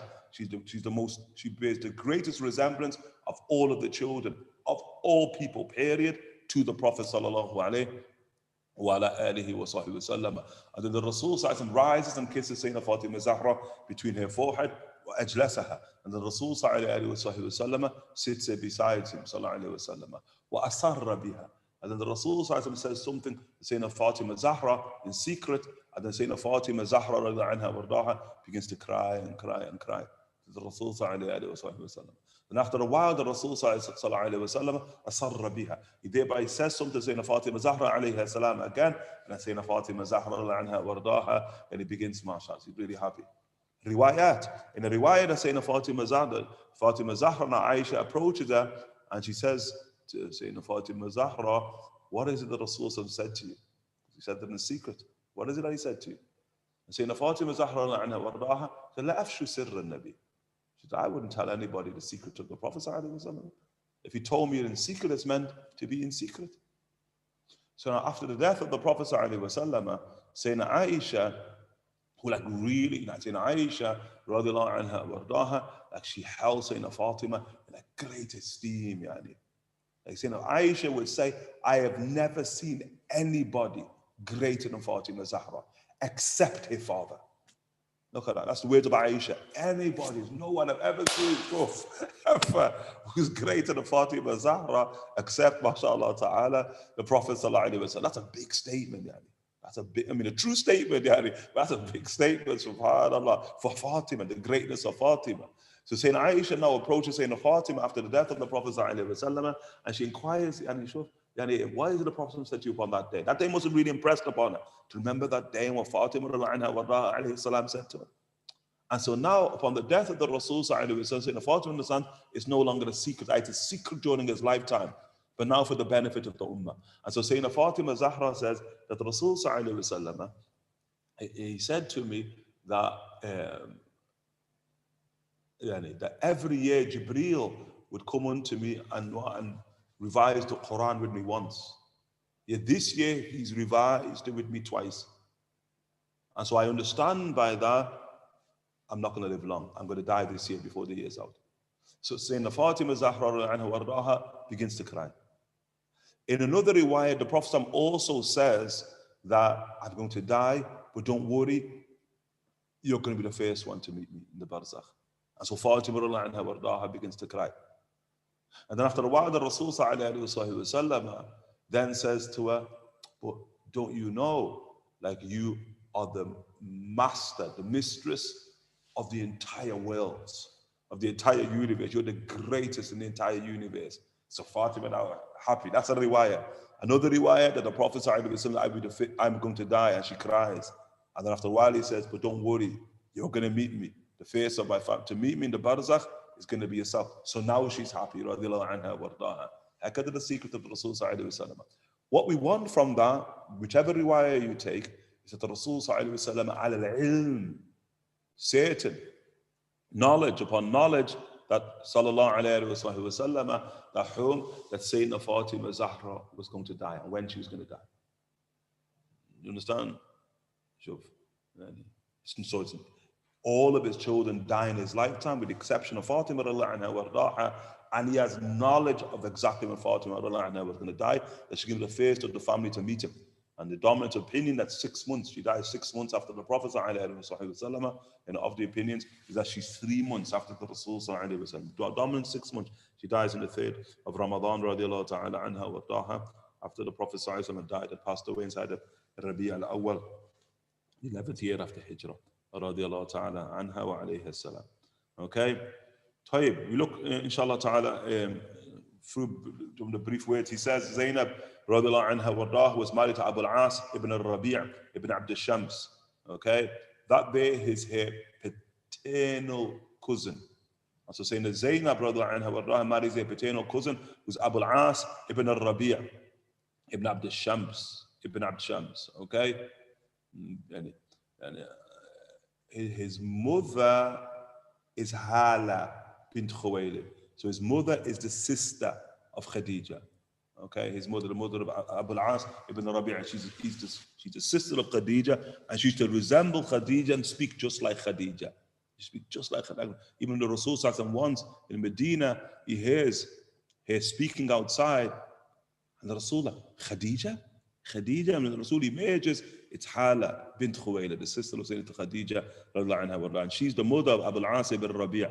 And so Zaynab radiallahu anha marries Abu al-As ibn Rabī' radiallahu ta'ala anhu, who's eventually going to become Muslim. And that there is one of the sort of, Allahu alam, religion could have a lot of love stories, beautiful love stories between Sayyidina Zaynab and Abu al-As ibn Rabī'. That's a beautiful love story.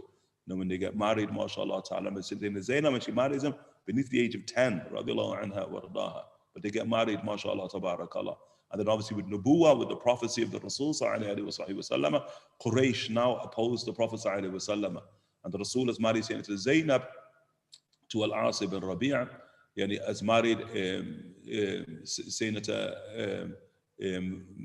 Ruqayya to Utbah ibn Abi Lahab, and Sayyidina Kulthum to Utayba ibn Abi Lahab. Okay, the marriage there. And so now, Shuf, is Abu Lahab, with his enmity of the Prophet ﷺ, like Abu Lahab now commands his 2 sons to divorce the 2 daughters, 2 younger daughters of the Prophet ﷺ. And so they're going to divorce the 2 daughters of the Prophet ﷺ. And after the worst of them being Utayba there, and Utayba, who divorces Sayyidina Kulthum there, divorces her and goes in front of the Rasul, so I reject you and whatever you've came with, and then he just spits right there in front of the Prophet ﷺ. And that one day foul, that Utayba foul, Utbah, mashallah ta'ala, he becomes Muslim, becomes Sahaba, Fat Mecca, Ahsan Islamahu, with his brother Mu'attib. Them 2, the sons of Abu Lahab, they become Muslims, mashallah, Sahaba, mashallah. In the biographies, they become great Muslims, mashallah. Yom Hunayn, Thabat, they remain with the Rasul, mashallah. I'm sure these are the offspring of Abu Lahab here, but subhanallah, the 2 of the sons, one's called Utbah and one's called Mu'attib. Them 2, mashallah, tabarakallah. Even when Afat Mecca, they fled Afat Mecca, and the Rasul sends Abbas, hunt them down, sends Abbas. Abbas is a bounty hunter. They said, Abbas Abdul Muttalib, hunt them down, bring to me. And then they were brought to the Rasul and they became Muslim, mashallah ta'ala. But that Utayba there, the Utayba, foul, and he spits at the Rasul and sons to the Rasul sallallahu alayhi wa sallam. So the Rasul sallallahu alayhi wa sallam does da'a alayhi. The Rasul makes dua against them and asked Allah ta'ala, and it's great to see the Rasul do it. So it shows how foul he was. He made dua against him for Allah subhanahu wa ta'ala to subjugate him to one of his dogs, like one of Allah's predatory beasts. And so thereby he goes on the mercantile union to the Sham, to the Levant.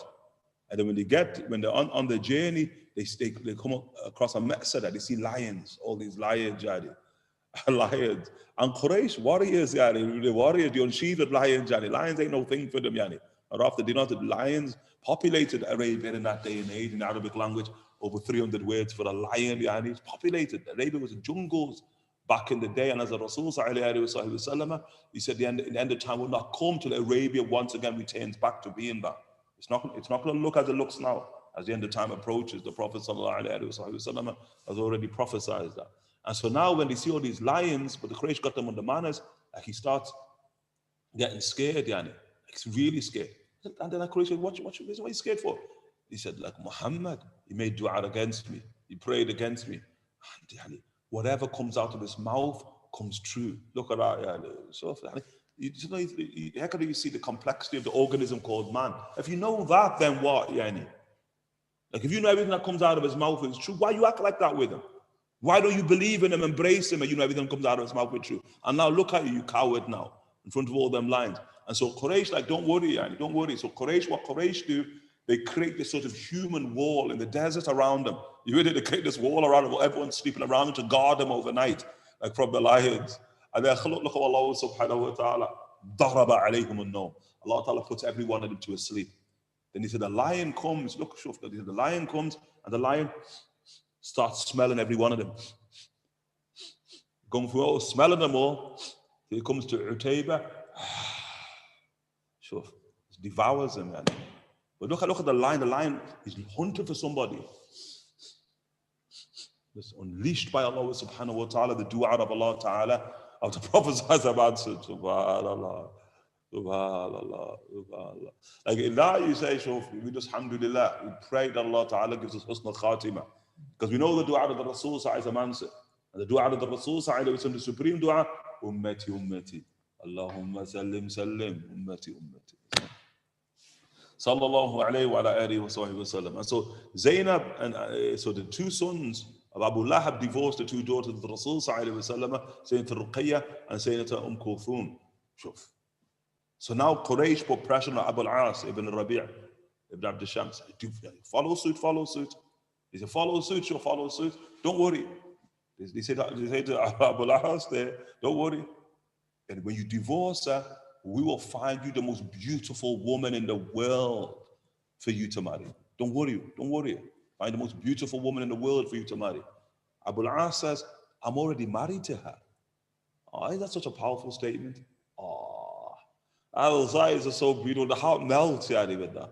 I'm already married to her. What do you mean? What do you mean the most beautiful woman? Married to the most beautiful woman in the world. And so Thabat, he remains with her, mashallah, tabarakallah, through thick and thin. Abu al-As, Ibn Rabī'. Again, khalas, the Bible will play out. When the Prophet migrates and commands him to Zaynab to migrate, then khalas is a temporary separation between them because he remains upon kufr. Doesn't embrace the Prophet, remains upon kufr. But then eventually, mashallah ta'ala, he's going to come to Medina to Munawwara and say to Zaynab, will actually enter into the mosque of the Prophet in Medina and pronounce that he's under her jua. And nobody can, because he's a person of disbelief, that the protection is there. Then he embraces Islam, mashallah, tabarakallah, reunited with his blessed and most beautiful woman in the world. Why? Saying it is Zaynab, the daughter of the Prophet, sallallahu alayhi wa alihi wa sahbihi wa sallam. And shuf, it's not going to be for long. She passes away the 8th year. The 8th year, and after Hijrah, she passes away, radiallahu ta'ala, yani anha, yani wardaha. That's saying it is Zaynab, radiallahu anha, wardaha. She bore him a son, Ali, who died in infancy, and a daughter, Umama, whom Ali ibn Abi Talib married, radiallahu anha, when she grew up. Although that tradition there is one of the more stranger traditions, because the tradition of saying Zaynab in Bukhari, and in Sahih Bukhari, of saying Zaynab, where she sends a message to the Prophet ﷺ. She sends one of the sort of hands, the female hands, to the Prophet ﷺ to find the Rasul ﷺ to come quickly. Her daughter Umama is on her deathbed. Okay? So when the female hand there help gets to the Prophet, he's in the masjid. And the Rasul ﷺ is surrounded by the Ansar, saying Sa'id ibn Ubadah, saying Mu'adh ibn Jabal, of the Ansar. The elite of the Ansar are with the Rasul in discourse with the Prophet ﷺ. And so the Rasul ﷺ says to the female hand of Sayyidina Zaynab, says to her, Quli laha, go and tell her, yani isbiri, just tell her to be patient, yani. Wahtasibi al-ajr min Allah ta'ala. And that she should anticipate whatever the case, is reward from Allah subhanahu wa ta'ala. And so she goes back and tells Sayyidina Zaynab. Sayyidina Zaynab says, go and tell the Rasul to come. She should come. Child's ill, critically ill. Goes back, tells the Prophet, so with the Ansar, the Rasul says, Quli laha, tell her, isbiri, to be patient, wahtasibi al-ajr min Allah ta'ala, and to anticipate the reward from Allah ta'ala. She goes back, tells it to Zaynab. Sayyidina Zaynab says, go and tell the Rasul to come right now. Tell him if he does not come right now, I'm coming right now to him with the baby. So she goes and tells the Rasul sallallahu alaihi wasallam that. So the Rasul sallallahu alaihi wasallam at that point stands now. He stands amongst the Sahaba and he goes. And the Sahaba now are accompanying the Prophet sallallahu alaihi wasallam to the house of Zaynab radiallahu anha wardaha. So when the Prophet ﷺ, he takes hold of Sayyidina Umama radiallahu anha wardaha in his hands, وسلم, Umama now, breath of life goes from her. Hadith in Bukhari, فَمَاتَتْ.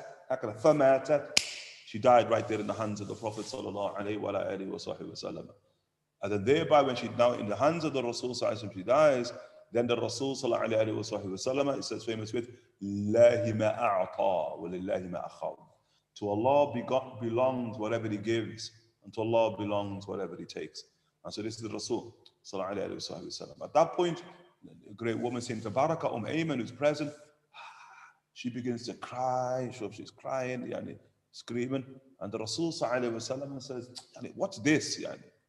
He's saying to Baraka, what's this? The crying, the wailing. The Prophet ﷺ, he says, and the Prophet ﷺ says, whatever's of the eye, Khadijah says on the death of one of his daughters, ﷺ, that whatever the eye and whatever the heart gives out, that's mercy.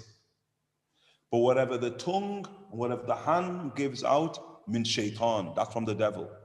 You get the point? Meaning control the sound. Again, people beat themselves, punch walls, whatever they may be. All that means shaitan. But the eye, tears from the eye. The heart being in a state of sadness, that means Allah subhanahu wa ta'ala. Wa rahma min Allah ta'ala. So the Rasul says, Ma hadihi?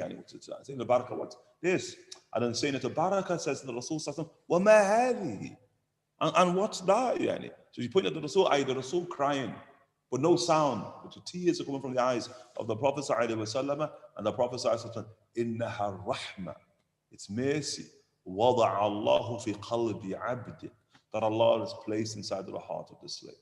Okay. What you take from that, which again one of the stranger traditions, is that saying that Umama matat, she died. How then are we here now? No one's going to disagree that she married Sayyidina Ali bin Abi Talib, that she grows to marry Sayyidina Ali bin Abi Talib. And in that, quote unquote, you need to often think.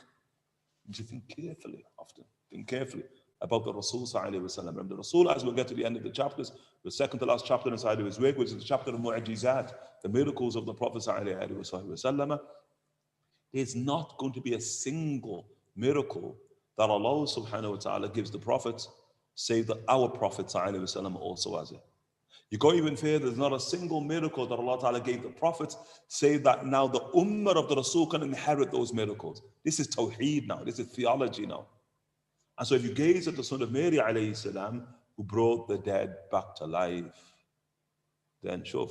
This Bukhari, now we're speaking of the traditions are there, that the Rasul sallallahu alayhi wa sallam came with his granddaughter Umama, who grows up to marry Sayyidina Ali bin Abi Talib, radiallahu ta'ala anha wardaha.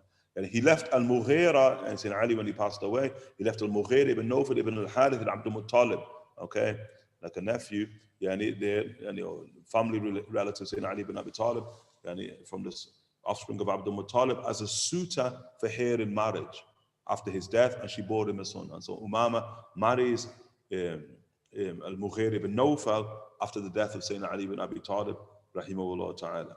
Sayyidina Fatimah radiallahu anha wardaha was married to Sayyidina Ali, karamallah wajhahu. She bore him 6 children, Hassan, Hussein, Muhsin. This is the dominant opinion. The second year, the second year, some of the second year after Hijrah is the marriage of Sayyidina Ali ibn Abi Talib to Sayyidina Fatimah Zahra. I remember Fatimah Zahra, look, shuf, Fatimah Zahra, rahimahullah ta'ala.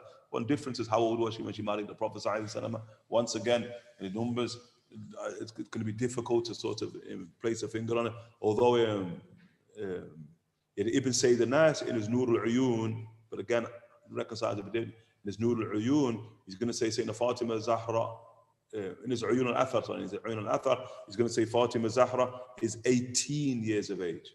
So she was 18 when she got married. Ibn Sayyid al-Nas himself explicitly says. But again, trying to get the numbers to completely measure up, it's a bit difficult, meaning you'd probably more so say that she's just hit her 20s, when she married Sayyidina Ali ibn Abi Talib, karamallahu wajhuhu. Because if we said, as the opinion is, she's born in the 35th year, okay, that means upon Hijrah that she's 18 upon Hijrah. And now she's going to marry Sayyidina Ali ibn Abi Talib in the second year. That puts her like around the age of 20, yani, around the age of 20, radiallahu anha wardaha. But he does mention that she's 18 years of age when she marries Sayyidina Ali ibn Abi Talib. And the Rasul sallallahu alaihi wasallam, look, to show you that great union, because that's the supreme union of Ahlul Bayt, and all Ahlul Bayt come from that union now. The line of Sayyidina Ali ibn Abi Talib through Sayyidina Fatimah Zahra, and to the Rasul sallallahu alayhi wa alihi wa sahbihi wa sallam. But the Prophet sallallahu alayhi wa sallam, he commands Sayyidina Ali ibn Abi Talib to give as the dowry of Sayyidina Fatima. Someone also going to mention money, and it go. But the dowry of Sayyidina Fatima is also a shield, an instrument of war. The Hatmiyah, it's a shield that Sayyidina Ali ibn Abi Talib got as spoils in Badr. And that he's going to give to Sayyidina Fatima Zahra as a dowry. And that's on the commandment of the Prophet sallallahu alayhi wa alihi wa sahbihi wa sallam. And that did the shield of Ahlul Bayt radiallahu ta'ala anhum ajma'een. And so that's the great marriage, Sayyidina Fatima, Sayyidina Ali radiallahu anhu warda. Although of the Sahaba, it's mentioned Sayyidina Abu Bakr, of the Sahaba, it's mentioned Sayyidina Umar radiallahu anhu had a type of hope that the Prophet would marry them to Sayyidina Fatima Zahra alayhi salam. With the Rasul preserves Sayyidina Fatima Zahra radiallahu anhu warda, that towering Imam, and obviously they're towering, but that towering Imam Sayyidina Ali bin Abi Talib radiallahu ta'ala anhu warda. And then the sons Hassan, Hussein, Muhsin, Sayyidina Ali with the shield, Sayyidina Ali the Imam of war, rahimahullah ta'ala. Mada tusammi, when Sayyidina Hassan is born, Mada tusammi, what are you going to call him? What are you going to call him? The Prophet said, I'm happy. The news, and he's saying to Salma, news gets to the Prophet sallallahu the Rasul comes immediately when Sayyidina Hassan is born. Immediately, Mada tusammi, what are you going to call him? Sayyidina Ali ibn Abi Talib says, Harb, war, and he war, and they call him war. And the Prophet sallallahu says, Hassan better. And likewise, when Sayyidina Hussein is born, the Prophet comes immediately. What are you going to call the child? He says, Harb, war. Sayyidina Ali ibn Abi Talib, look at the Rasul, Hussein. Remember, Hassan, beautiful. Hussein, intimate beauty. And the third son, Sayyidina Muhsin, obviously going to die in infancy. Muhsin, when he's born, what are you going to call him? Harb, war. Sayyidina Ali ibn Abi Talib, subhanallah. Sayyidina Ali, subhanallah. Sayyidina Ali, subhanallah. The Rasul said, Muhsin better. Call him Muhsin, the one who espouses beauty, the one whose beauty overflows into creation. Muhsin, who left the world at a tender age. And likewise bore him, she bore him 3 daughters, Ruqayya, Zaynab and Kulthum. Look at the connection of Sayyidina Fatima to the family of the Rasul. She's the family, greatest of them. But look at her, how she names her daughters after all of her sisters. Isn't it beautiful, isn't it? All of her daughters named after, mashallah ta'ala, after all of her sisters. And beautiful, mashallah ta'ala. Beautiful. Adem, mashallah ta'ala. Akada. Allah ta'ala bless him. Last week or the week before, Shaykh Jihad Brown, Shaykh Jihad Totten, mashallah ta'ala, Allah bless him, preserve him, inshallah, and elevate him. But mashallah ta'ala, like mashallah, Shaykh Jihad named all his daughters hakada. All his daughters, mashallah ta'ala, after the daughters of the Prophet sallallahu alaihi wasallam. Allah ta'ala bless him. Ruqayya died prior to reaching puberty, whilst Abdullah ibn Ja'far ibn Abi Talib, married Zaynab. Okay, so that's obviously cousins, cousins. Ja'far ibn Abi Talib and Ali ibn Abi Talib, brothers.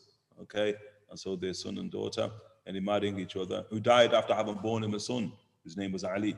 So Umar ibn Khattab married Kulthum. That's sort of important, quote unquote. From our brothers from the Shia. It's important, isn't it? Shuf.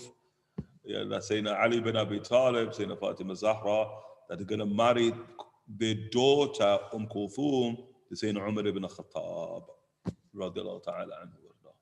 Sure. And that was, she had great love, great love affair between Sayyidina Umar and Sayyidina Kulthum. There's a tradition once, Sayyidina Umar ibn Khattab rahimahullah ta'ala, he's returning home. And when he gets home, Kulthum, the daughter of Sayyidina Fatimah and Sayyidina Ali ibn Abi Talib, she's just crying. And so Sayyidina Umar ibn Khattab says, Ma biki, ma yukiki, what's wrong with you, why are you crying? And she's, her words, al-Yahud, the Jew. Okay, the Jew. It doesn't mean so, but she's just the Jew. What do you mean?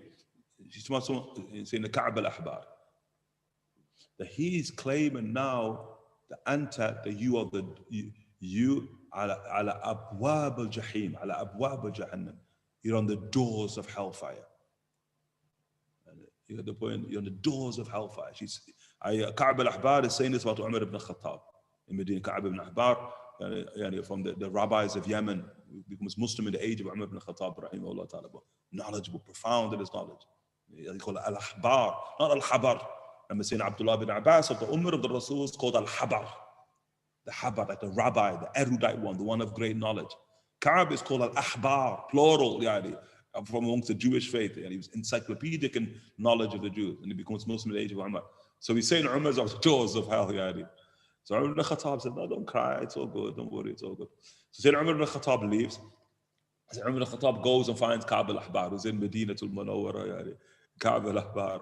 And so he says, so as he approaches Ka'b al-Ahbar to ask him what's going on there, Ka'b al-Ahbar says, Marhaba, Assalamu alaikum wa rahmatullahi wa barakatuh, Marhaba. He says, he welcomes Umar ibn Khattab, the one who the Prophet ﷺ has given him glad tidings of Jannah. So Umar ibn Khattab says, how strange a day. How strange a day. 1 minute I'm in hell, and the next minute I'm in paradise. What a strange day it is. 1 minute I hear that you're telling me I'm the door of hellfire. Next minute you tell me the Rasul gave me glad tidings of paradise. And he says, Merda, he says, Sakhaw says what? He said, my wife's in tears that you're saying that I'm on Abwab al-Jahannam. And he says, yes. He says, yes, O Amir al-Mu'mineen. You stand upon the gateways of hell, ensuring people don't enter in. Shuf. Look at the mafa'im, the minds are amazed, isn't it? I mean, he's a door of hell, protecting people from entering into hellfire. That's what we see later in the hadith Sahih al-Bukhari, Umar ibn Khattab, the door, he's the door. In the hadith of Sayyidina Hudayfa ibn Yaman, rahimahullah ta'ala. So long as he's alive, the door of fitan, closed, jammed shut, When he dies, Sayyidina Umar ibn Khattab, the door open. And Sayyidina Ali ibn Abi Talib, radiallahu anhu wa ardah, would ask, Sayyidina Ali ibn Abi Talib, ask Sayyidina Hudayfa, did Sayyidina Umar understand the door? Do you understand what I meant by the door? That this door, because Sayyidina Umar ibn Khattab, rahimahullah ta'ala, when he asked Sayyidina Hudayfa, tell me about fitan. Tell me some of the fitan that Rasul told you about. Sayyidina Hudayfa, of the Imams of the Sir, Asrar, the secrets of the Prophet sallallahu alaihi wasallam. Tell me of the fitan. And he says the tribulation, yatika amwaj al-bahr, that comes unrelentless, the tradition, the fitna of a person, in his family, in his wealth, Sayyidina Umar ibn Khattab. Then Sayyidina Hudayfa, he says, why are you asking about something that doesn't even concern you? Look at it. Why are you asking about the tribulation that don't concern you? I mean, you're not going to live to that tribulation. Bainaka wa bainahu ba'. Between you and that tribulation is a door. There's a door. And so Sayyidina Umar ibn Khattab said, between me and the tribulation is the door. Well, let's speak about the door. Is the door kicked open, or is the door kicked open, or is the door open? Is the door broken down, or is it open naturally? Sayyidina Hudayfa, rahimahullah, Hudayfa Zala Ja'ji, Hudayfa radiallahu anhu, he said the door is broken down. So Sayyidina Ali ibn Abi Talib, later after the death of Umar, asked Sayyidina Hudayfa, did Umar know the door? What was the door? Look at symbolism now. You don't understand the door? And Sayyidina Hudayfa, he says, like the sun, later doing her sahab. He knew it like the sun on a blazing day, midday, and it's not obscured by clouds. Clear as daylight for him what the door was. So he said, oh, a bad man. The door was Umar. Umar is the door. He's the door himself. And one of the things which is frightening about symbolism there, when Umar's asking, broke down, opened up, he's asking about his own death. How will I die? Opened up, will I die of natural causes? Broken down, will I be killed? Hudayfa says, broken down. You're going to be killed, you're going to be martyred. Subhanallah. That's the language they speak in. It really higher symbolism. So Ruqayya died prior to reaching puberty. Was Abdullah bin Ja'far married Zaynab, who died after having born him a son, Ali. Umar bin Khattab radiallahu anhu married Kulthum radiallahu ta'ala anha, and she bore him a son, Zayd. Aun ibn Ja'far thereafter married her. Then his brother Muhammad, and then his older brother Abdullah. You find something very different in terms of gender relations there, isn't it? And brothers marrying, you get the point, their brothers' widows. You there? Yeah, mashallah ta'ala. I mean, subhanallah. we were in Sham, هكذا Dr. Sa'id Rahman al-Buti هكذا. He said he married, when his brother died, like he married his brother's wife. Dr. Sa'id Rahman al-Buti rahimahullah ta'ala. هكذا. That day, you see the Imams of the Sahaba radiallahu anhum wardahum, mashallah ta'ala, setting these qawa'id in stone. As for Ruqayya, she was married to Uthman ibn Affan radiallahu anhu wardah. And obviously this is after, obviously when she was divorced, yani by whom? Yani by Utbah. That thereby she marries whom? She marries Sayyidina Uthman ibn Affan. And the Prophet marries her, and they become of the first migrants, isn't it? As we mentioned, the first people to migrate after Lut alayhi salam was Sayyidina Uthman and Sayyidina Ruqayya radiallahu anha. She bore him a son Abdullah. Now Abdullah there was born in Abyssinia. He was born in Abyssinia and he died in Abyssinia. He said he died, subhanallah. He said a deek, and playing amongst children, like a deek, a rooster that pecked out his eye, injured his eye, and brought about his death. That was Abdullah, that was in Abyssinia. And thereafter died on the very day, Ruqayya died on the very day that Zayd ibn Haritha came bearing the good news of the victory of Badr. And so she dies on the days in the Prophet ﷺ, when he's leaving for Badr, saying to whom Ruqayya is ill. And so the Prophet ﷺ gives Sayyidina Uthman ibn Affan, her wife, her husband, to remain behind to tend to her. And he's going to be considered from the people of Badr, although Uthman wasn't at Badr. He was remained in Medina to look after Sayyidina Ruqayya, who was gravely ill. And so when the Rasul emerges victorious at Badr, the Rasul sends the great Sayyidina Zayd ibn Haritha back to Medina and to give the good news to Medina that the Prophet was emerged victorious. And so Sayyidina Zayd ibn Haritha, the first place he goes to is to Sayyidina Zayd, is to Sayyidina Uthman and Sayyidina Ruqayya. Okay? And it's as if that's the last news she hears, that the Prophet has been victorious, and she passes into the Barzakh radiallahu ta'ala anha wa ardaha. Okay, that's obviously the second year. During Ramadan, the second year, after the actual hijrah of the Prophet ﷺ.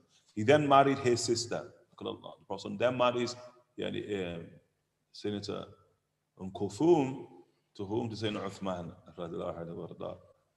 Subhanallah, isn't it? Sayyidina Uthman. That's why he's called Dhun Nurayn, the possessor of the two lights. That he marries two of the daughters of the Rasul sallallahu alayhi wa sallam. Never going to be said anybody married two of the daughters of the Rasul sallallahu alayhi wa sallam except Uthman radiallahu anhu. Uthman's special, that he's special, possessor of the two lights there.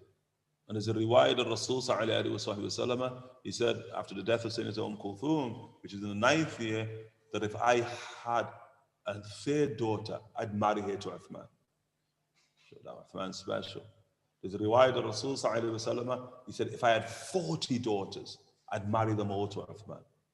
The Prophet sallallahu alayhi wa sallam, and he said, Uthman radiallahu anhu wardah, subhanallah, Sayyidina Uthman. The Sahaba, sometimes when you engage the Sahaba, they just intrigue you, isn't it? And there's a day you can be so intrigued with Abu Bakr radiallahu anhu wardah that you don't think of any other companion. Then you have a day, you have your Umar day, where you're so intrigued with the Umar, you can't even forget Abu Bakr as-Siddiq. Like, Sayyidina Ali ibn Abi Talib. You have a lot of days with Ali ibn Abi Talib. Ali ibn Abi Talib, you just lost in Sayyidina Ali. You forget the Prophet about any other companion other than Ali. But then, Uthman ibn Affan, there's a serious intrigue. Uthman ibn Affan is intriguing, and his greatness is intriguing. Because the greatness of Abu Bakr, zahir, it's clear why Abu Bakr is great. And then you don't even know his greatness. You see, because the hidden side is far greater than the manifest side. Umar ibn Khattab, rahimahullah ta'ala, Umar ibn Khattab, his greatness is zahir. Although his hidden greatness is far greater than his manifest greatness. In fact, most people, show off, you wouldn't want to know Umar.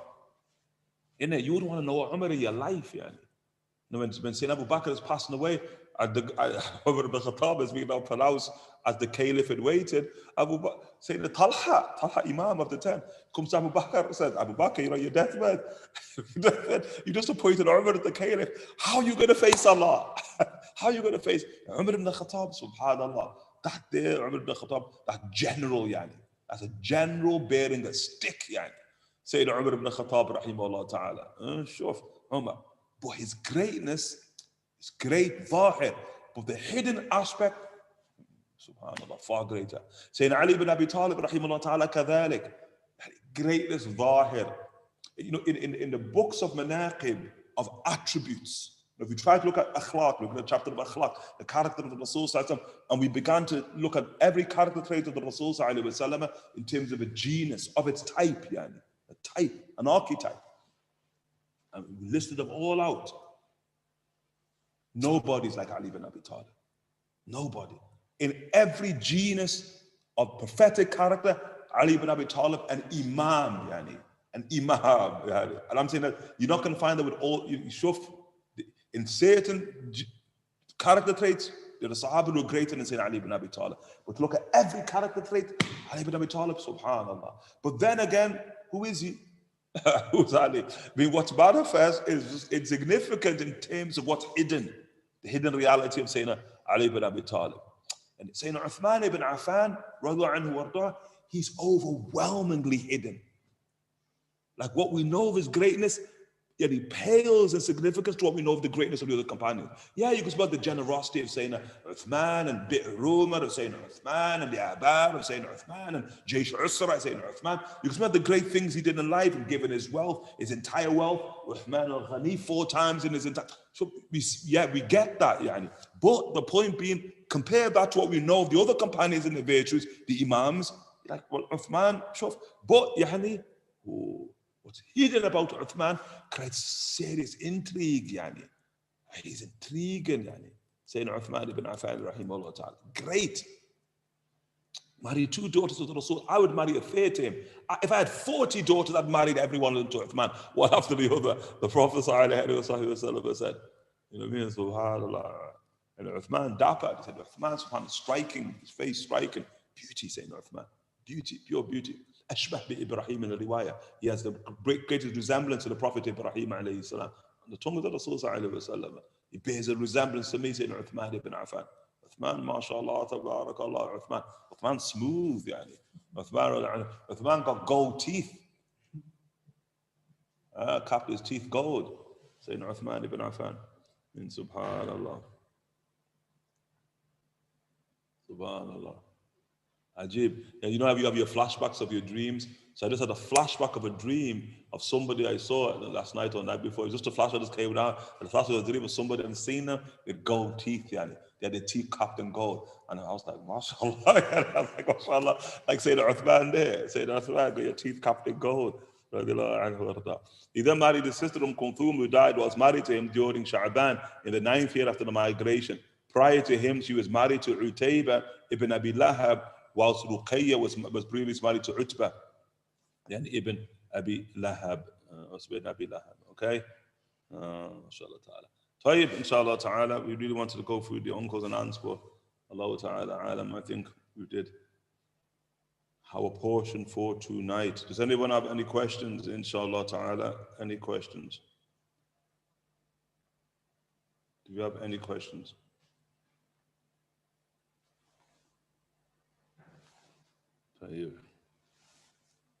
Again, once again, we apologize if we skip through your question, inshallah ta'ala. Again, we have to keep on topic, inshallah ta'ala. Wa alaikum salam wa rahmatullahi wa barakatuh. I would like your advice on important matter if I email Allah ta'ala alam, any off-topic question, inshallah ta'ala. And inshallah ta'ala. And is it possible to attend the khatam of the book? Yani, how can I get hold of the book? And also, I think these video lectures should also be recorded in DVD and distributed. Well, I don't know about that, Sarfraz, but Allah Ta'ala bless you for your good opinion, inshallah Ta'ala. But again, getting hold of the book, the book will be widely available as soon as it is available, inshallah Ta'ala. I know there are 92 distributors of the book, inshallah Ta'ala. That's one. And then also, I think the admin are looking at people who have a 92% attendance, that can be one, a 92% attendance of the class. And so they will be the first to receive the book. And so if you're a 92% attender of these classes, then also you'll receive a book. So that's you, Sarfraz, then I'm sure you'll receive a book from the admin, inshallah ta'ala. But Allah ta'ala bless you. Don't worry, Sarfraz, you will get a book. We'll ensure you get a book, inshallah ta'ala. Is it true that the queen is the Sayyid, descendant of Muhammad sallallahu alayhi wa sallam? If she's proven to be video knowledge, is her status revoked due to a religious status? That it's not necessarily that she's a Sayyid, Yani in the particular sense, but she's definitely Qurayshi. And when I mean Qurayshi, she has Qurayshi blood in her. That they'd affirmed that she has Qurayshi blood inside of her. Okay, that's the queen in of itself. And by virtue of that, yani, and again the fakir, and he being serious in this regard, like a degree of respect has to be afforded to the queen, is it not? This is our religion, yani. That's really, really important. Okay, our deen is a deen of adab, it's a deen of etiquette, yani. Deen of principles, yani. This is our religion in and of itself. It's a deen of conduct and proper treatment. And nazzil an-nasa manazilahum, and always place people in their places, in the places that Allah subhanahu wa ta'ala has placed them inside of life. And regardless, we could make mention of it, but we won't. I'm going to have adab with this there are rulers of the world who are clearly sayyids. They clearly say it from the lines of Sayyidina Fatimah Zahra alayhi salam and Sayyidina Ali bin Abi Talib. And when Murabit al-Hajj would be asked about them, he just remained silent. Like he would never mention a sayyid in any way that was considered to be untoward. And especially the rulers of the earth, those who have polity, you get the point? And he would never, adab. That's the adab from our teachers there. You get the point? Our adabs from our teachers, the greatest who walked the earth in their time. Radiallahu anhum wa radahum. Okay? طيب يعني missing يعني الله أعلم Uwais مرحبا عليكم السلام. Where have you been inshallah ta'ala? And the Fakir, no, mashallah ta'ala, maybe it's your plot, but the Fakir was thinking about you the other day. I'm like, where Uwais gone? And we got to track Uwais down. And now you return back. Don't think I'm going to allow you to ask all these questions though, Uwais. But just saying, mashallah ta'ala, marhaba. Uwais, welcome back, inshallah ta'ala. We missed you, inshallah ta'ala. Okay? Can I marry a Jewish female? That's the first question he asks. Uwais, Allah ta'ala bless. Okay? Uwais, I'm just going for your questions because none of them are on topic. Okay, we'll take this one away. So the reason the Prophet passed away was because there can be no prophet after the Prophet ﷺ. That's the wisdom the Imams mentioned about why the sons of the Rasul ﷺ, yes, Uwais, pass away. Okay.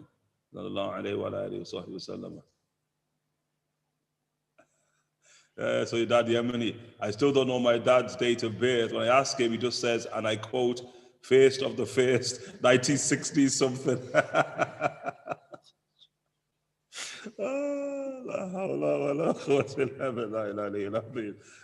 Kind of age is what a number, isn't it? 1960 something. Abdul Malik, marhaba wa alaikum assalam wa rahmatullahi wa barakatuh. What is the status of Sayyid in our time? Are they given a special treatment? How should we treat them? Are they guaranteed Jannah? As I read the hadith, does this extend to the Sayyid?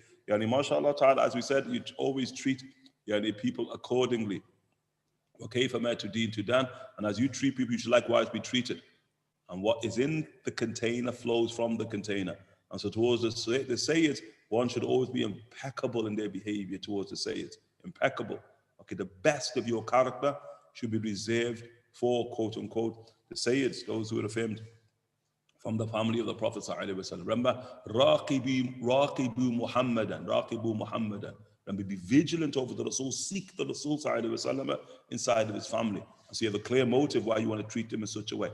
Either way you would, quote unquote, treat the Rasul ﷺ, and likewise inside of his family. Sallallahu alayhi wa sallam. Are they guaranteed Jannah?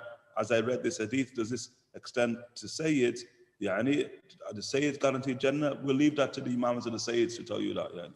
Okay, we're not going to sort of speak upon a topic like that, but inshallah ta'ala, we would say those type of questions you asked to Habib Umar, of the Imams of the family of the Prophet ﷺ, clearly in our day and age. And Ibn Abbas reported the Prophet ﷺ to say to Fatimah, Allah will not punish you and your children with fire. Okay? MashaAllah ta'ala, Tabarani, Majma' Zawaid of Al-Haythami, MashaAllah ta'ala.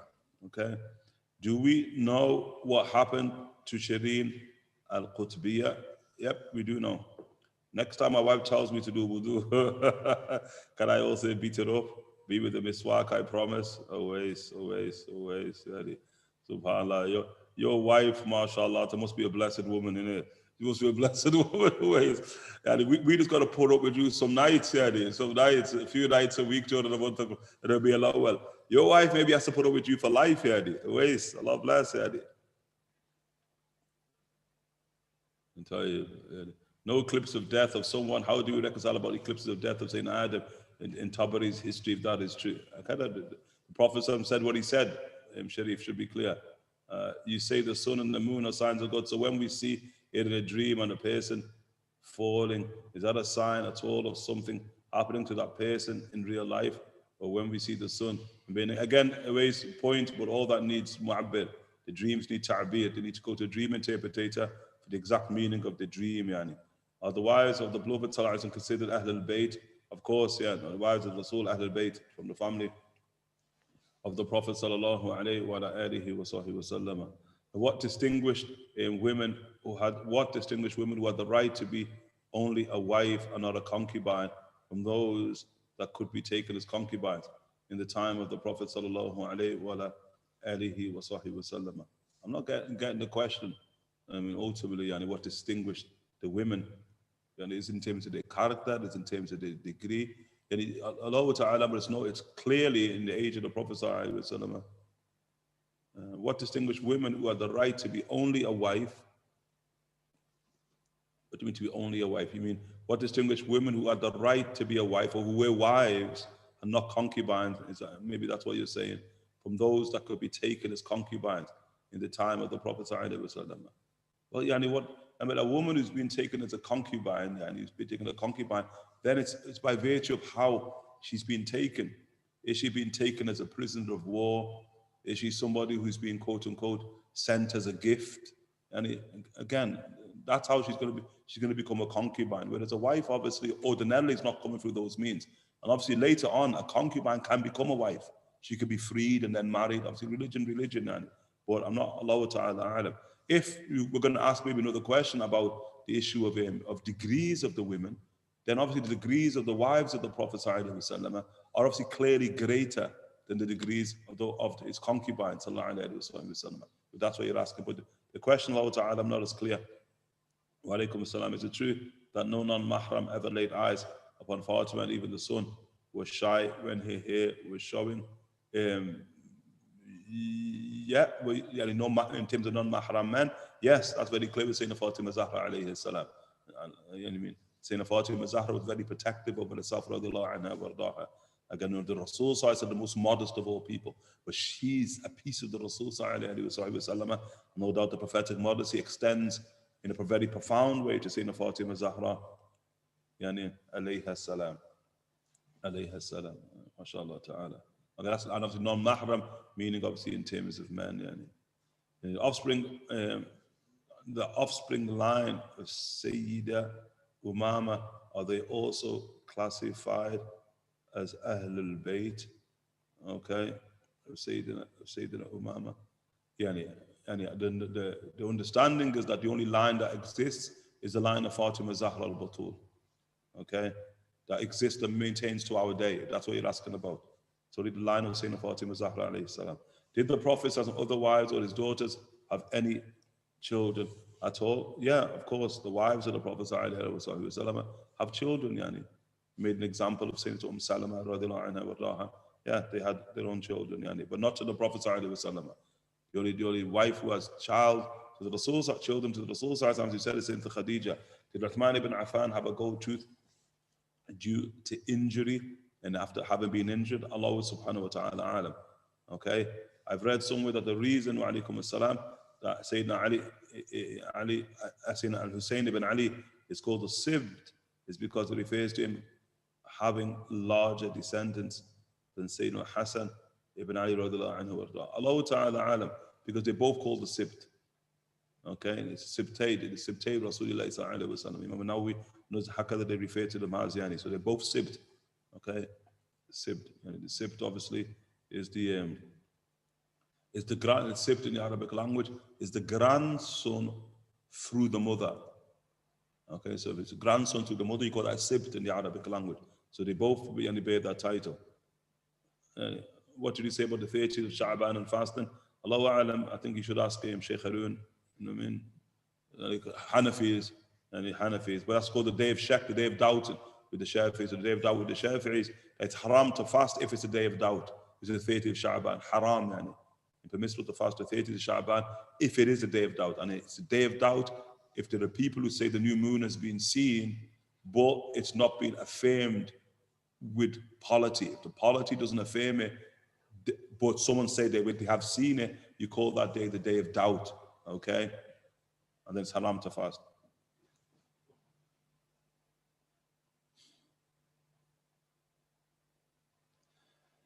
A few nights ago, I had a dream. I was in the old city of Medina. I felt in my very being that it was the last days of life of the Prophet ﷺ. As I walked through the city, I'm witnessing a Sahabi walking towards the house of the Prophet ﷺ.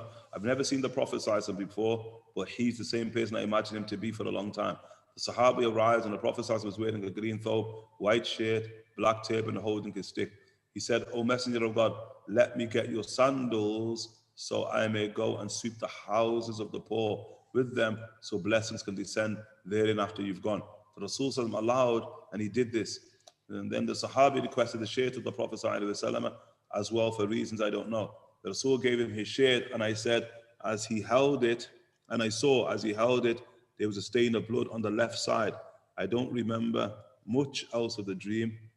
What do you make of this dream? Sorry for the long writing. Allahu A'lam. We'd say give the dream to somebody who's skilled in dream interpretation. Yani, that's what we would say. But Allah Ta'ala bless, dream no doubt blessed. But mashallah Ta'ala, if you want particular meanings, then you should present to somebody who's skilled therein. And can I gift Brother Salfraz a Light Eyes book? Marhaba, marhaba. You can gift him it, mashallah. There says that Aliyah Khalid, happy birthday, inshallah Ta'ala. She was telling the Faqih today, it's her birthday. It's her birthday. I was like, mashallah. Is she one of yours, isn't it? Is she walking? She's one of yours, I think. Mansoor, from woe to the king. Yeah, Alaikum salam wa rahmatullahi wa barakatuh. But that's mashallah aliyah. Khalas. Can I gift it? You can gift. So inshallah ta'ala, be with your word. Make sure you gift Sarfraz a book, inshallah ta'ala. Are the children of the Prophet related in chronological order? Yes, that's what we said. I don't have 92%, but alhamdulillah, I have listened to all the lectures, so alhamdulillah, 100% offline. Attendance, inshallah ta'ala. Don't worry, Sarfraz, you're sorted. Aliyah is going to get you one, inshallah ta'ala. Don't worry, Sarfraz, you're good. Wa alaikum salam wa rahmatullahi wa barakatuh. I pray you're well, inshallah ta'ala. Likewise, Afwan, I may have missed it, but did the young Jewish boy take the Shahada who passed away? Yes. Traditionally, yeah, he says the Shahada and then immediately passes away. Did Imam Ghazali write something about the Ahl al-Bayt? Ghazali for? No, not necessarily. Yani. Okay, I don't really understand the question there. Yeah, that's the tears on. That's the Habaib and Ihya Ulumuddin. Okay, there are certain elements, not the point we want to necessarily go into, don't open up a door. But Ihya Ulumuddin, mashallah, tabarakallah, there's just a few points, the Habaib, they would have preferred for it not to be mentioned. Yani. Okay, it's not criticism of Imam Ghazali, but just prefer that it wouldn't be mentioned. So that's what he said. We would have preferred, if we could, we would have wiped it out with the tears of our eyes. Something that can bring pain to the heart of the family of the Prophet sallallahu alaihi wasallam. Alaikum salam wa rahmatullahi wa barakatuh. Qama is kunya, or the real name of the blessed daughter of the Prophet sallallahu alaihi wasallam. As we said, a kunya could become a name. A kunya is a name begins with or begins with ab. Ab for a father, for a male, for a female. But somebody can be born with a kunya such that it's a name. Like the name that you're given on the day you're born, on the 7th day, the 14th day, or what have you, that you call in Arabic language an ism. Okay? And usually after that comes a kunya. But an ism can be a kunya. Likewise. Okay? If you're given that name upon, like many people are born now and they're given the name Abu Bakr. Many people are born now and they're given the name Kulthum. Okay? So although it's a kunya, it's also an ism. Okay? And that's what we understand about Kulthum as well. We understand that that's the name she was given. Okay? The mother of Kulthum. I have Shia relatives. They always say that the Shia have more respect for Ahlul Bayt than Ahlul Sunnah. How should we react to this? Allahu A'lam, first we shouldn't react.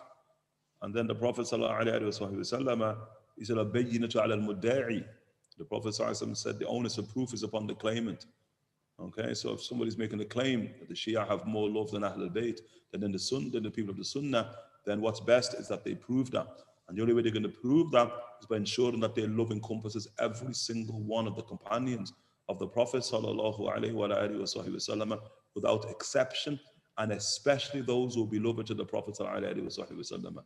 And there's no love for Ahlul Bayt through hatred of Abu Bakr as-Siddiq. There's no love of Ahlul Bayt through hatred of Umar ibn Khattab. There's no love of Ahlul Bayt through hatred of Sayyidina Aisha radiallahu anha wa radaha. That's not love of Ahlul Bayt. Okay? Like, love does not manifest through the hatred of the one you profess love for. Okay? Or through the hatred of the one, the ones who are loved by the one who you profess love for. Okay? And so Allah Ta'ala alam, like, enough of the claims, yani. Enough of the claims, and everybody, even in our age, we're all of us included, no exception, not the issue of the Shia. Sunnah are going to make claims. The ultimate claim of the Sunnah is the Sunnah, isn't it? We're people of the Sunnah, we're people of the Jama'ah. Enough of the claims, yani. Enough of all those claims. Yeah, sure, enough of the claims, yani. Yeah, it's an age where khalas, yani al-bayyinatu ala al-mudda'i, the onus of proof is upon the claimant. Okay, bring your proof. To burhanakum in kuntum sadiqina, as Allah Ta'ala says, bring your proof if you're telling the truth. And who used to curse the Ahlul Bayt in the pulpit? You mentioned Banu Umayyah, the Umayyads used to curse. Okay, until the age of Umar Abdul Aziz. Umar Abdul Aziz is the one who abolishes that. Allah Ta'ala bless him, radiallahu ta'ala anhu wardah. That's Banu Umayyah, stained, yani, by virtue of that. Is Urtagal good to watch? Is it true Umar Abdul Aziz stopped the case in Ahlul Bayt? Yes. Is there any advice, wa alaikum as-salam, you can give to people who find it difficult to conceive? Yani, dua, a lot of dua to Allah subhanahu wa ta'ala. Yani, a lot of dua. And you see the people of Allah subhanahu wa ta'ala, those who are living, for advice in that regard. And we definitely would say fruit, sitting with the imams yani, of the religion in our day and age, find out the imams in the barzakh, who by virtue of them, Allah subhanahu wa ta'ala will allow you to conceive. Okay? And usually, and I'm going to say, if it's really difficult, it's been proved to be difficult, then that's an affair of the barzakh. Okay, you need to connect to the people of the barzakh, the Ahmed, inshallah ta'ala, or whoever's asking, and who you're asking on behalf of, inshallah ta'ala, yusahil lakum, inshallah ta'ala. And first, I would like to congratulate on the Rabī reading, jazakumullah khair. Jami'an, all of us, how old was Hazrat Ali when he married Sayyidina Fatimah, radiyallahu ta'ala anha, wallahi. Sayyidina Ali in his 20s. If you have Sayyidina Ali ibn Abi Talib, as they usually want, he's like around 10 years of age when he embraced the religion. And Sayyidina Ali radiyallahu anhu, wallahi, it puts Ali at like 25, around 25 years of age when he married Sayyidina Fatimah Zahra alayhi salam. And Sayyidina Fatimah, the most superior companion, male and female. Yes. And he's saying Fatimah Zahra, khalas. And he's the most superior of all of them. And he's saying Fatimah Zahra alayhi salam. Again, and that day, we know Imam Malik rahimahullah ta'ala says, when he was asked who's the greatest companion, and he said, I do not prefer anybody over bid'atul Nabi, over the peace of the Prophet, Fatima to bid'atul minni, the Prophet says. And we also quote the tradition of saying Aisha radiallahu anha wardaha. Remember saying Aisha radiallahu anha wardaha, she's the daughter of Abu Bakr. I've never seen anybody greater than Fatima except the Prophet. That's the way to say Fatima radiallahu ta'ala anha wardaha. Also, after all the prophets, she's the most superior in rank here. That's what's understood, yani. After all of the prophets. Even in the tradition, that even look even with Sayyidina Maryam alayhi salam. Because that could be a discussion on who's greater, Maryam or Fatima radiallahu anha wardaha. And when the Rasul sallallahu says to Sayyidina Fatima and to Sayyidatun Nisa al-Alameen, that you are the mistress, the master, mistress of the lady of all of the women of all of the world. Sayyidina Fatima asked the Prophet sallallahu, what about Maryam? And then the Prophet sallallahu says, she is the lady of her world. Look at the Rasul, of her world, not of all the world. That's you. And Maryam, towering, isn't it? I mean, to know Maryam gives you a sense of who Sayyidina Fatima is. And Maryam, the only woman mentioned by name inside of the Quran. She has an entire surah named after her inside of the Quran. It said that she's a prophetess. She's mentioned in the chapter of the prophets. It's in the 21st chapter in the Quran, the chapter of the prophets. And the only people mentioned are the prophets, and then Maryam's mentioned independently as a narrative. And the Rasul says, and they're showing you Sayyidina Fatima above Sayyidina Maryam alayhi salam. MashaAllah, tabarakallah.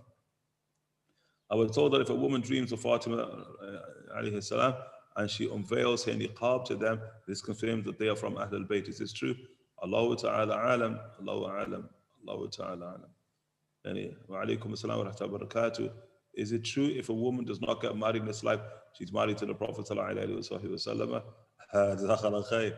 Shaykh, for your time. Allah bless you. Allah bless you too.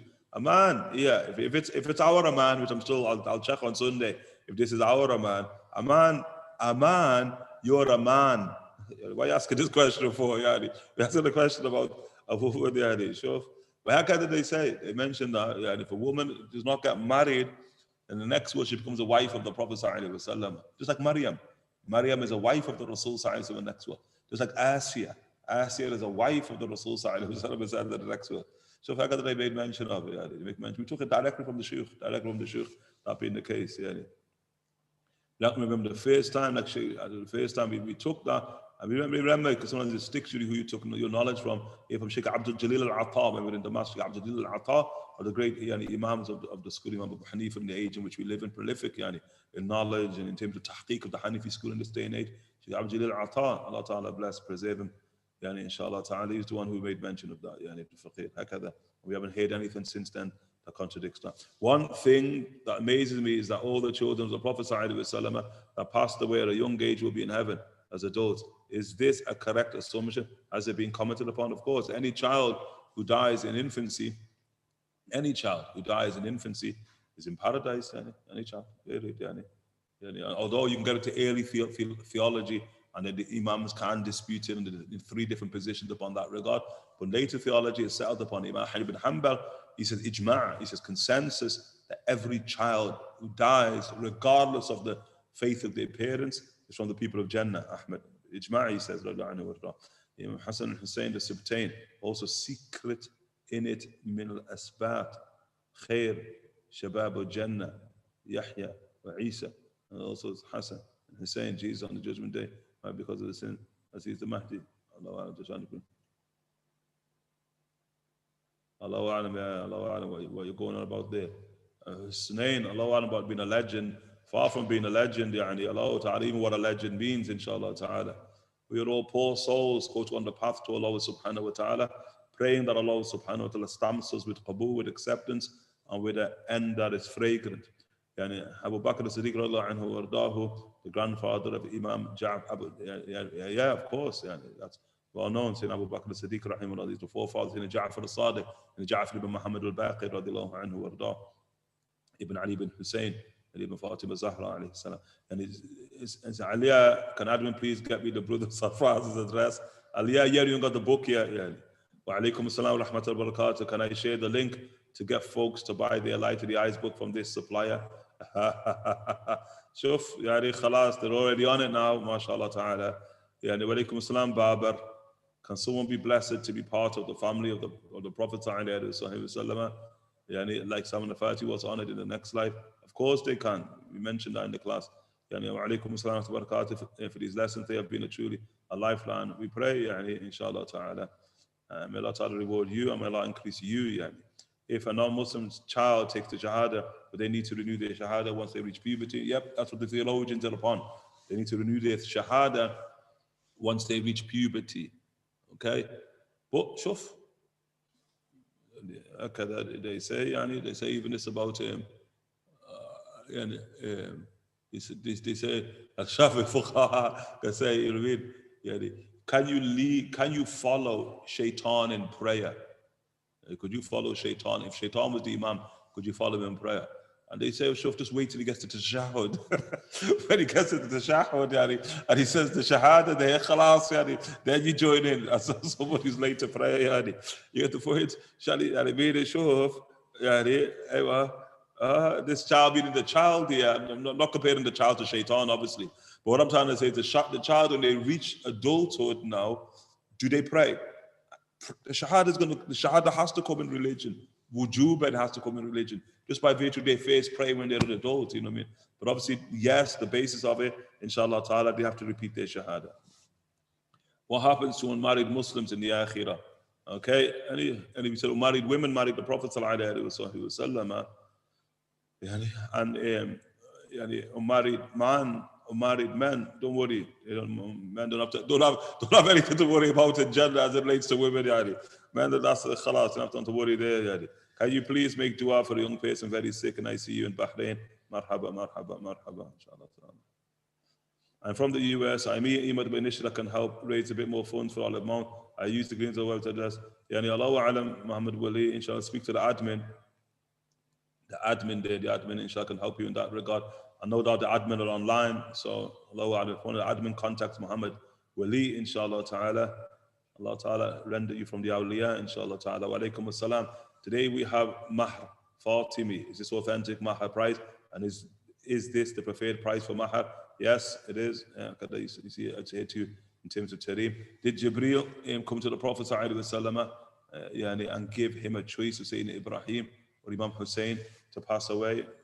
We did not have knowledge of that. So Allah Ta'ala alam with that. Dua for my wa alaikum assalam wa barakatuh, who I have named after Sayyidina Fatimah, alayha salam, mashallah ta'ala, Allah. Blessed name, blessed name, no name better than him. Shaykh, these classes have been beautiful, and we pray they've been beautiful, and that they're beautiful for all of us, Yawm al-Qiyamah, inshallah ta'ala. Can someone who was so similar to have dreams of the Prophet sallallahu alaihi wasallam?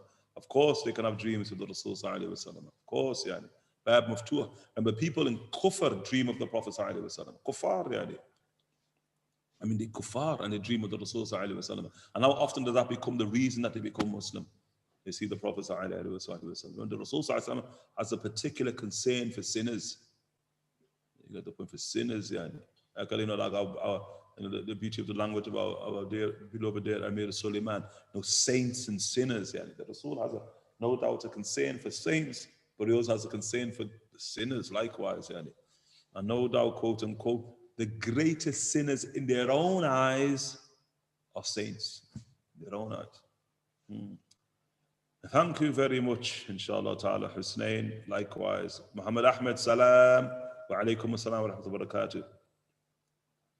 Allah, do we believe in the same narrative that the Shia believe about the conception of the Bayt of Zaynab Fatimah was given fruit from Jannah before the conception, that Maryam alayhi salam was present at the Bayt? Allah ta'ala alam. My email address, there you go, Sarfraz, inshallah ta'ala aliyah. So please get in touch with us. Even I'll discuss contact details and into my house any day for biryani. I don't know about biryani, son. I don't know about biryani. We've been biryani'd out, biryani'd out. So, well, it's all good, Sarfraz, inshallah ta'ala. We pray, inshallah ta'ala. Inshallah, we'll have biryani in Jannah, innit? Tastes better in Jannah, that biryani in Jannah, mashallah ta'ala. Inshallah. Make dua that we have biryani together in Jannah, Sarfraz, inshallah ta'ala. Is there a narrative of the Prophet sallallahu alaihi wasallam saying every pious person is from my family? Imam Nawawi is building it upon. Imam Nawawi. What are the lesson topics for tomorrow evening? Like always, they say in English, patience is a virtue, inshallah ta'ala. Was Imam Hassan, like always, are you going to decide whether to attend or not? Based upon what the lesson topic is tomorrow, always. Imam Hassan al-Mujtaba is supposed to be buried next to the Prophet sallallahu alaihi wasallam. Imam al-Hassan, long story, inshallah ta'ala. We're saying Hassan, radiallahu anhu. It's not like he was supposed to be buried next to the Prophet sallallahu alaihi wasallam, but he requested to be buried next to the Prophet sallallahu alaihi wasallam. But ultimately, we change back to saying Aisha, radiallahu anha, wardaha. And if Aisha accepts, it's all good. If Aisha doesn't accept, then just comply with what Aisha is saying, radiallahu anha, wardaha, and thereby be buried inside the Baqi'. And so Sayyidina Hassan radiallahu anhu was buried inside the Baqi', because Sayyidina Aisha radiallahu anha, wardaha, didn't accept the request, And again, for several reasons. Of the reasons in Aisha doesn't accept the request, because she knows who's going to be buried there. That's the son of Mary alayhi salam. And it's important to understand that Aisha radiallahu anha, wardaha, herself is not buried there. It's her house. And she herself is not buried inside of her own house on her own request. Because knowledge that the only one space that remains is for whom? It's for Sayyidina Isa ibn Maryam alayhi salam. And then also, remember, it's important, Sayyidina Aisha, look at Aisha, subhanAllah, the mind penetrating, Sayyidina Aisha, remember, she knows the time as well. Because even when the request comes forth, people are drawing swords. Look at the hatred they can have for Ahlul Bayt, People are drawing swords and over my dead bodies, you're going to be buried there. And you want to go to war. And then they're going to face off with Sayyidina Hussein, because Sayyidina Hussein is likewise going to unsheathe, yani. Sayyidina Hussein's going to unsheathe. Sayyidina Hussein starts calling out Hilf al-Fudul, calls out the Hilf al-Fudul, Banu Taym and Banu Zuhrar. He's calling out the tribes from Jahiliyyah, yani, who are Muslims now, but the Hilf of the forefathers now stand now against the ones who are against Sayyidina Hassan being buried there. And the point what I'm trying to say is Sayyidina Aisha well aware of all of this, and so she averts war by that position, Sayyidina Aisha. And it shows you some of the wisdom that she has. As you know, it's not that she's saying no in order to avert war. She's saying no for another reason. Why? Because Sayyidina Aisha, Maryam's going to be buried there, yani. But at the same time, how does she avert go to a blood being shed in Medina to Munawwara right in front of the Prophet sallallahu alaihi wasallam? And the Ummah, inshallah, has its darker days, yani. Very, very clear. It has its darker days, but Allahu Alam, we can't know light save through darkness, yani. Isa, I don't think you're anonymous. What was the distinct trait of Sayyidina Uthman ibn Affan? Was known for his generosity. How is it different from the Rabī? And we'll deal with that when we get to maybe we'll speak more about that when we get to the 10 who guaranteed paradise. From Sayyidina Uthman ibn Affan is one of them. Can I request dua? Yadi Isa al-Nawaz, who's anonymous. Can I request? Look at the social media, isn't it? When you think you're hiding behind a screen, it can review you when it wants, isn't it? Sure, can I request dua to increase in love for the Prophet sallallahu alaihi wasallam? Marhaba, inshallah. Raise your hands. Last portion of the night, inshallah ta'ala. Place that dua upon your own tongue, connect it to your own heart, inshallah ta'ala. But likewise, we'll all say Ameen, Ya Isa, inshallah ta'ala. What is the Sunni viewpoint on the concept of the 12 Imams of Ahlul Bayt? Allah ta'ala alam, not moving into that, yani. But, yani, anyway, now we'll move into it. Even if you are from Ahlul Bayt, the question about marrying the Prophet in the Akhirah, Assalamu alaikum. Even though you're from Ahlul Bayt, the question about marrying the Prophet in the Akhirah, yep. Even if you're from Ahlul Bayt, yani, I will not hate a qaid or an exception on that. Okay? I will not hate a qaid or an exception on that. Yani,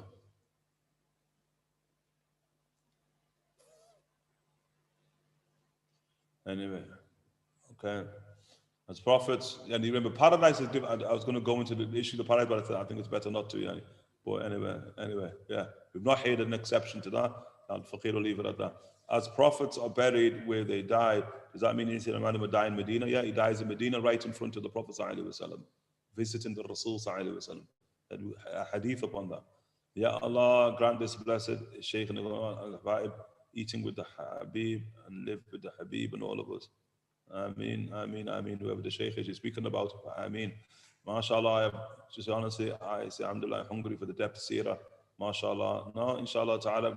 Always bless our teachers, yani, our teachers. Alhamdulillah, we are very, very special teachers, really special, yani.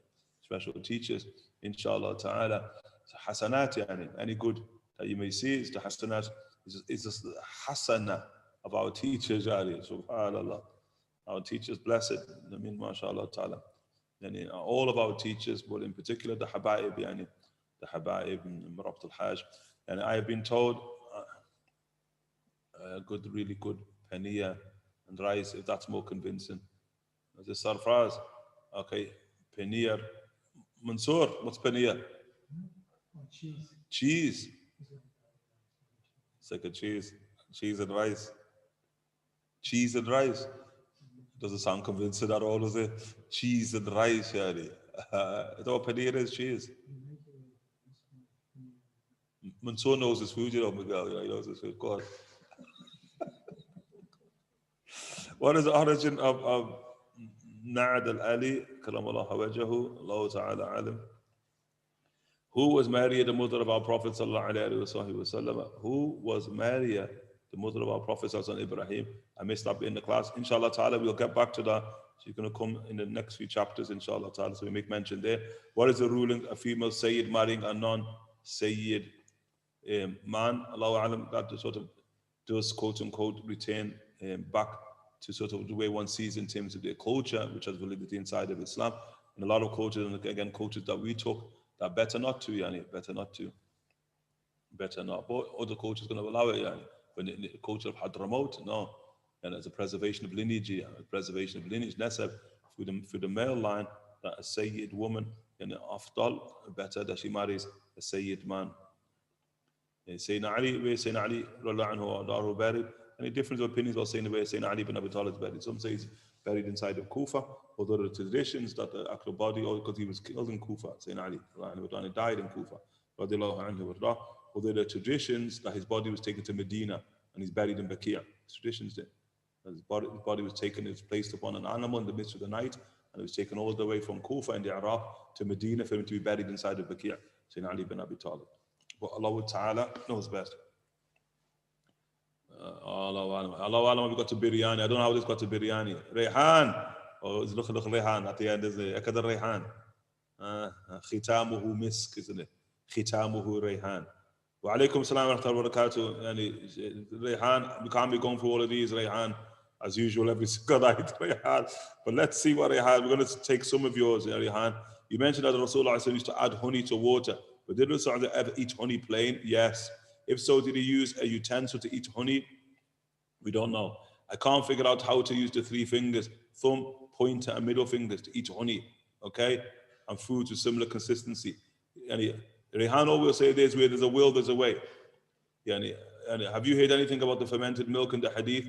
There is a legend surrounding, we know kafir grains. We know that. We know Ismail. Yeah, we know it. The kafir, the drink the Turks use and what have you now, the sort of the great medical core. Yeah, they say that it's the Prophet ﷺ who gifted it. Yeah, we've heard that. Yeah, have you heard anything about the fermented milk and hadith? So kafir grains. Yeah, we've heard it. Okay, have you seen any? Is that Mormons or Memons in your life in Yemen? What's a Memon? Memon. I've heard they tribe originated Mu'min from the Yemen. Allahu A'lam. May Allah Ta'ala raise your rank. Ameen. Likewise, you correct me if I'm wrong, but in the past did mention that some Sahaba had several wives, some in the hundreds. Yeah, that's the case. The several wives are not simultaneous. 4 at a time. 4 at a time. The several wives were not simultaneous. How did they manage such feats? It's like a new wife every month. It is as it is. Allah Ta'ala creates some men like that. MashaAllah, Allah Ta'ala bless them, preserve them, and elevate them. Especially in this age. This age of sort of minds have gone amiss as to what is the sunnah of the Prophet ﷺ. Is it forbidden to adopt the kunya Abu Qasim? Not that it's forbidden, but there are those who say that it's makruh. And did Rasulullah ever send a jama'ah expedition without an emir, a jama'ah run by shura? Or are you trying to look at democracy here or something? Rayhan, Allah Ta'ala alam. If the Prophet ﷺ, the sunnah is that if people travel, that there has to be an emir. And there's Amir, so many dispatches, he dispatches with leadership. Sallallahu alayhi wa alayhi wa sallam. Jazakumullah khair, inshallah ta'ala. Afwan, inshallah ta'ala. Once again, for the length of the dars, inshallah ta'ala. Allah ta'ala yuwaffiqukum fima yuhibbu wa yarda. Wa sallallahu ala Sayyidina Muhammadin wa ala alihi wa sahbihi wa sallam.